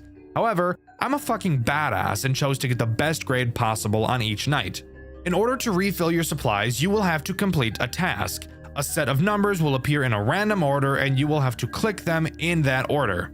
When you finish, your supply will be slightly filled. Side note, if you ever see this sliding minigame instead of the number 1, that's because in that specific moment, I'm using footage from Indie Fuel. And in his playthrough, he was playing an earlier version of the game that used a different minigame. And that's all that happens on night 1. I could talk about the cameras for sure, but I think that'll become much more important in night 2, which actually brings on the first and main threat this game has to offer. But before we can get to that, in true final game lore dump fashion, after each night we get a post-night minigame to have fun with. In this minigame, we just kind of walk around. We check the stage in the main room and notice that there's supposed to be 2 animatronics on stage, the other being Finn. You may remember him from the second game. We go backstage where we believe Finn should be, only to find a dead child on the ground, bringing this minigame to a close. Something really awesome about this game is the patient hub. Dexter, what's the patient hub? If you'd shut the fuck up and watch the video like a normal person, instead of continuously asking questions like the girl you're watching a movie with that you really wish you didn't invite over because you're just trying to watch the fucking movie, I'd explain it to you. Sorry, lost my temper a little bit. Anyways, the patient hub is on the menu. Using it will actually let you go to talk to the 3 people you're protecting throughout the nights. Throughout the nights, heading to the patient hub, they will give you different pieces of information as the game goes on. On this first night, they don't tell you anything since they've been told they can't yet, probably by whoever put them here. This is such a cool and interesting integration into this game, and I think this is one of the big reasons why this game in particular is so underrated. Night 2 is where this game really starts to get real, introducing the first main threat of the game, Busted. Inside of your monitor, you'll notice the left half that I haven't really mentioned. Well, I'm about to mention it. You'll notice that it only has 3 cameras, but don't let that fool you. Busted will move around the cameras, not only trying to get to you, but to get to the captives as well. If at any point you can't find him on your cameras, that means he's in your office. Your office, by the way, is another thing I've neglected to mention. There are 4 entrances to your office, 2 on each side. You have the 2 obvious hallways in front of you, and then the 2 holes in your walls to the sides of you. Busted is very quiet, so you will have to make sure you're tracking him. Once Busted enters your office, you will have to scare him away with the light. Now, you may think, like most FNAF games, that we'd be given a flashlight, but no, that'd be too easy. In Project Readjusted 3, you're given a fucking glow stick to defend yourself. You know, one of those crack and shake things? Yeah, that's our main means of defense. When Busted is in your office, you have to hold the glow stick on him to scare him away, but there's a catch. Your glow stick cannot be used for very long at all. It has a very short lifespan, so you have to check really fucking quickly. Obviously, if you don't, you'll die. But if you remember, I mentioned Busted being able to attack the captives as well. While watching Busted on your cameras, you may notice that on any of the 3, he may get a bit too close to some of the patient doors. If he does, that's how you know he's about to attack them. When you see him doing this, you must ring the bell on your desk. The noise will attract him to your office and away from the patients. Something super interesting about Busted attacking patients is that if he kills one, you don't lose, and it will actually make the remaining nights easier since you'll have less mouths to feed. However, as I'm sure you could have guessed, if a patient dies, they will never come back throughout the rest of the game. That means no more talking to them in the patient hub at the end of the nights. And of course, if you let all 3 patients die, then you will lose the game. This right here is one of the coolest mechanics I've ever seen in a FNAF game. Project Readjusted 3 is literally just being placed in a saw trap, really. In the post-night 2 minigame, we talk with the other guards about what we saw. They mentioned this is the second time this has happened. Walking up to the stage, we find another dead child, presumably killed by Buster. We're told to check the office for anything else, and we do. Upon finding nothing, we walk back, only to see the ghost of some unknown spirit that looks like Finn walking away. I started seeing some weird things recently. They were purple weird things. It got closer as I blinded myself, but as I looked at it, it faded away. I don't know what to do! At least the leader himself isn't down here. He is very strict. He would be looking at me, making sure I was staying put and acting appropriately. He threatened to stop liquids from coming into my room if I didn't listen. He really wants us to go his way, so just send us supplies like he wants, at least when he is nearby. As long as he doesn't notice you aren't doing what he wants, you should be fine. This place is a crazed house, and it's all your fault. I can't believe this! You better get out of here in the end. With me alive! I've started hearing screams. It sounded like it came from a room adjacent to mine. Maybe I'm hallucinating. After all, we are under that old building. You know it had the fume problem, right? Surely you do. You used to work there. You told us all about you. My sister used to work there, but she hasn't touched it since. I think I've figured out why now. Just don't forget about your main threat, but don't let yourself get too paranoid about it. You got this. On night 3, we get introduced to the last threat this game has to offer, the purple hallucinations, explained by the fact that there are strange fumes coming from the facility above. These hallucinations act as a nuisance, but a nuisance you're going to want to maintain. They can appear in any of your cameras or in your office, and they're very quiet. If they're on your cameras, you have to stare at them, and if they're in your office, you have to flash your glow stick at them. They will never kill you themselves, but they will scare the patients if you don't get rid of them. And if the patients get scared, they'll scream, and Busted will kill them. Not at all a difficult threat, but an annoying one nonetheless. The game doesn't really start to get too difficult yet at this point, so let's just move on to the post-night 3 minigame. In the post-night 3 minigame, we really just want to get out of the building at this point. We meet a guard who says that the crowd outside is still going spastic. As we try to walk outside, I'm assuming we start hallucinating? I'm not really sure because I have no idea what else I'm looking at could possibly even be. And the minigame comes to a close. I'm too paranoid. You need to just get us out of here. The creatures are multiplying. Just more staring. Listen out for a squeal if something goes wrong over here. Those purple figures always come for us. Just make sure to get rid of them, please. What's going on over on your end? I keep hearing such strange noises. If you want something out of me, you better keep me satisfied. I don't want whatever is coming for you near me. Ring the bell you were given if one of them is heading to my room, I want to ring that bell all the time, since it is causing noises, of course. Don't be stupid. Hey, I still can't talk about what I know yet, but I think I know something that may help you in your endeavors. I know some of the quirks of that thing that is hunting you right now. It's very stealthy. You need to keep an eye on it all the time. It may hide in various spots, so make sure to be up to snuff with your surroundings. I don't know much about its chip data, though. I only ever overheard my sister read out some blueprints she picked up on her last workday a few years ago. Night 4 doesn't introduce anything new, however I do want to take this time to mention a mechanic this game has that makes the entire experience way more difficult than it would normally be. Switching cameras. I know, that may sound like a mechanic that most people wouldn't even think twice about, but it's on this night that Busted can start to get pretty quick when moving around. So quickly moving through the cameras will become important.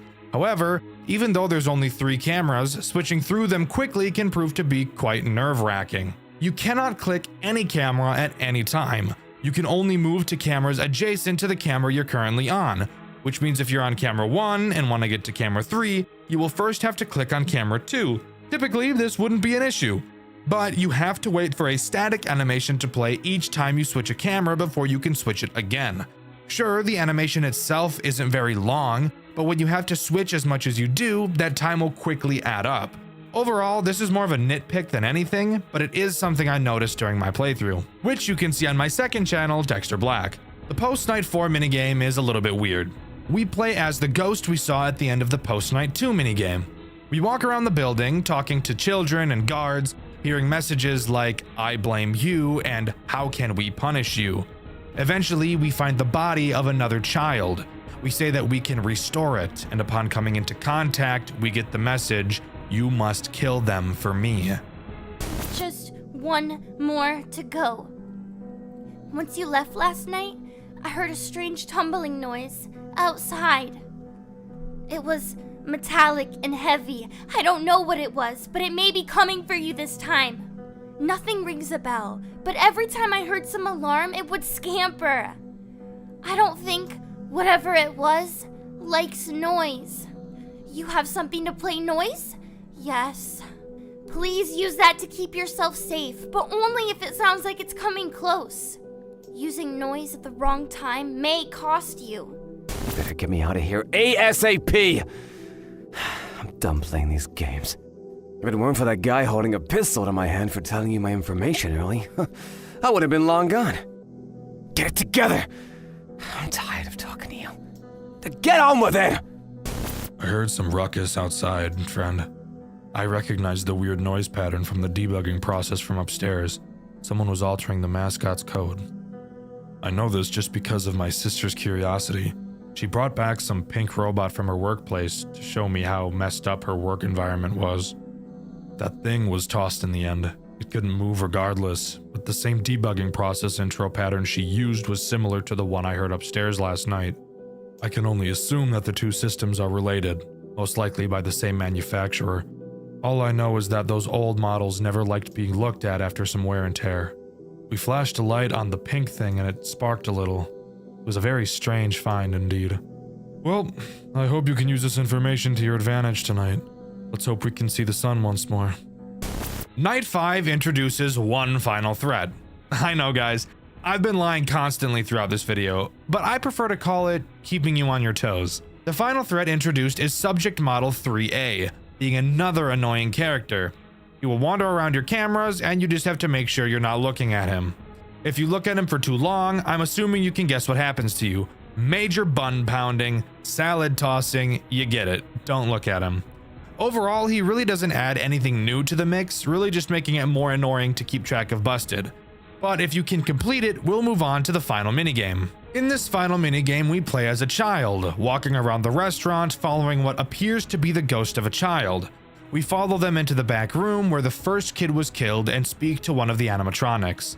They apologize for what they did to us, probably in reference to killing us. They said their chip made them do it and explained that someone else is pulling the strings and making the robots kill people. It ends off by telling us we will never see it again and to leave. Then the minigame comes to a close. Andrew Vargas, it seems you have found your way. We cannot say we are surprised at your feat, especially considering your perseverance was quite equal to your past endeavors. You found your sources, exactly what you wanted. Though, did you ever think to look for more data you could use towards your search? The patients you have saved do not hold all of the information, but just enough for you to draw a plausible conclusion. Regardless of your intentions with the data you hold, your time here is over. You have what you came for, but do you feel empty with what you hold? That is a question that will be left in the air for you to grasp. For now, you may take your prized patients outside of this facility with you. Until you find your true desire and recollection, we thank you for playing our game. I can't believe it! You did it? I'm free from this place? Oh, I must tell you what I know. Well, okay. I was a producer for one of the most popular animatronic performer shows a few years back. I was vital, but I got to the point where I knew too much, and that is how I wound up here. This man was someone I used to work with. He created these things for his own entertainment business, but he eventually took it too far. He created a powerful computer to control all of his creations from a distance with whatever behavior he wanted. He always left his plans on his work desk, but one day he felt like something was off. Some grew suspicious of his projects, myself included, but I never took it as far as this one group of people. They were dedicated to finding his grand computer. They went as far as setting up hidden cameras around the building to track anything they could, anything that could leave a trace back to its whereabouts. But they never found it, because the man attacked and killed one of them. I saw it on old discarded footage. That is all I know. I hope this helps you. Took you long enough? Let's make this conversation quick. I was one of the construction employees set to renovate the supply and storage facility for future use. It was gonna be under some childish name like Busters, I think. I was the only one that showed up to the job early, like always. I got to one of the storage trucks I left outside, and that's where my life took a turn. They had a rotting corpse and dismantled robots in that truck, man. A rotting corpse. You could never understand how disgusting that was to see face to face. Sucker fell right out of the truck too, like it was last in line. It was in some blue wreck of a mascot suit. It had a camera stuffed in its mouth. It was horrible. I think you get it now. I went to go get my bag and quit my job, but some gray thing grabbed me and pulled me deeper into that building. Next thing you know, I was dangling for my life. Awesome, right? Well, it pulled me past some satellite. It was covered in those dumb white masks you've seen. The same one the guy is wearing. It's all some weird gimmick. but I know what that gimmick is for. That satellite was being used to get that white rabbit robot back from the depths of the forest, right off of Brickview Boulevard. It had to have been made for that. I'm no fool. I knew about that white monster rumor, and I even went hunting for it one time with the boys. It has to be linked. That's all I got for you. We better not come into contact like this again. I have to owe you something for your determination, my friend. I'm honored. Oh, right. I do owe you something. I have something to tell you. Before this, I was an aspiring mechanical engineer. Machines have always enticed me, so I had been studying it for months prior to this incident. As you know, my sister had worked at that old supply and storage facility years ago. She was my main inspiration for this interest of mine. That night, when she came home with that pink robot, changed everything for me. We dug into the hardware of the robot ourselves. Our father had some spare tools in the garage, so we didn't have to rip into it to damage the thing even worse. We found a lot of weird oddities. One of the most obvious ones was its back. It had the tips of endoskeleton fingers buried in the suit piece, like it was torn apart by one of its own. Another one was its eye. We found a serial number printed in a fine black font face in the back of the eyelids, but it only routed to a 404 page on our home computer. Lastly, it had a code written on the inside of each of the suit parts. It read Model Pound 3C. I don't know the significance of the C. Maybe it was part of a trio, unless there are models with parts 3D or more. We extracted the chip from the robot, though. It was in a very rough condition, but it was somewhat intact. It even had a USB slot in it, which was extremely new at the time. We plugged the cord into our home computer, but it pulled up a ton of strange prompts. We clicked through all of them and found a folder with many text files inside of it. A lot of it was just a garbled mess, but some had what seemed to be addresses. They were impossible for us to decipher fully. Was this animatronic generation holding locations? That's the strange part. What's even more strange is that it had a file named task.txt amongst all the other distorted file names. We opened it, but for some reason the USB had ejected itself. We tried plugging it back into the computer, but it wouldn't pick it up again. All I was able to see before it disconnected was something along the lines of, "He must see what I have done, and maybe he will realize he should have stayed by my side. I know what I'm doing." That's all that I know, friend. See you on the other side. Project Readjusted's story doesn't throw the answers at you. It gives you pieces, conversations, job descriptions, weird one-liners, and you're meant to piece together what was really happening behind the walls of Buster's Diner World. But once you line everything up, the picture is pretty clear. Two employees start a project they don't fully understand. It gets out of control, and one of them ends up paying the price for it. It all starts after Buster shuts down.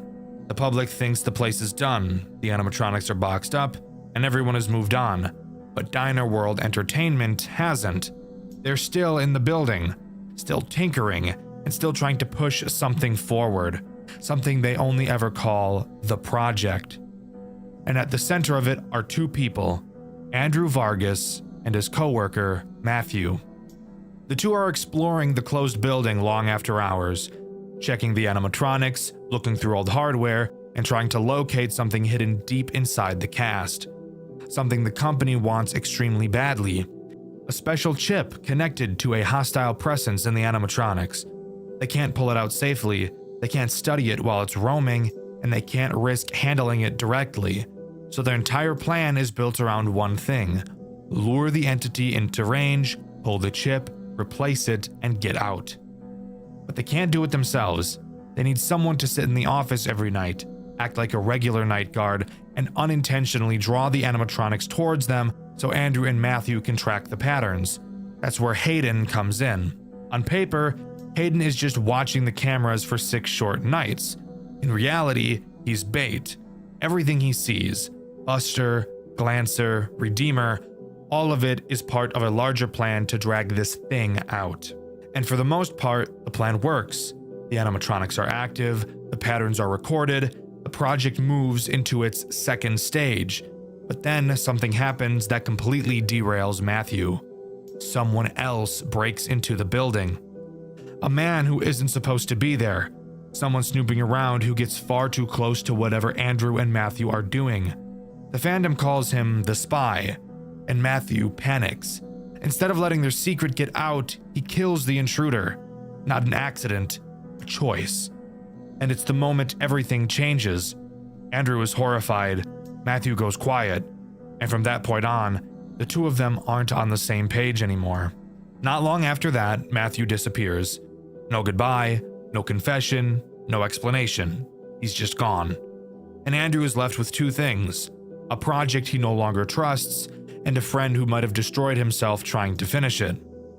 When Project Readjusted 2 begins, we're not playing as Hayden anymore. We're someone closer to the company, a technician finishing their final assignment for Diner World Entertainment. This job isn't about survival, it's about data. Watching animatronic behavior, tracking motion patterns, feeding information back into whatever the project is turning into. And in the background of all of this, someone, heavily implied to be Andrew, keeps repeating the same thoughts. He's been gone for so long. I need answers. Where did he go? The entire game feels like Andrew trying to keep the company satisfied while quietly searching for any clue about Matthew's disappearance. Meanwhile, the animatronics are no longer just mascots. They're infested, corrupted, wired shut, and torn open. The prototypes that were experimented on long after Buster's closed. The project has clearly moved forward, and whatever they pulled from those animatronics is now being pushed into something else, something bigger, something human. And Andrew eventually gets the lead he's been waiting for, something that points away from Buster's, away from the diner entirely, and into a new location, a facility the company is tied to, a place where living subjects are being kept alive for testing. And to follow this trial, Andrew makes a deal, a job offer he can't refuse, something that promises answers about Matthew at a cost. That's where Project Readjusted 3 picks up. Andrew is now inside this medical facility, sitting in a monitoring booth, watching over patients who can't leave their rooms. His job is to keep them alive by sending supplies down long, empty hallways, making sure they don't lose consciousness, and trying not to get killed by something stalking him in the dark. A twisted, hulking version of Buster that shouldn't even exist in a place like this. But the deeper Andrew goes, the more obvious it becomes that this facility is just the project's final phase. The animatronics were only the beginning. The chip, the patterns, the experiments. All of it was leading to human testing.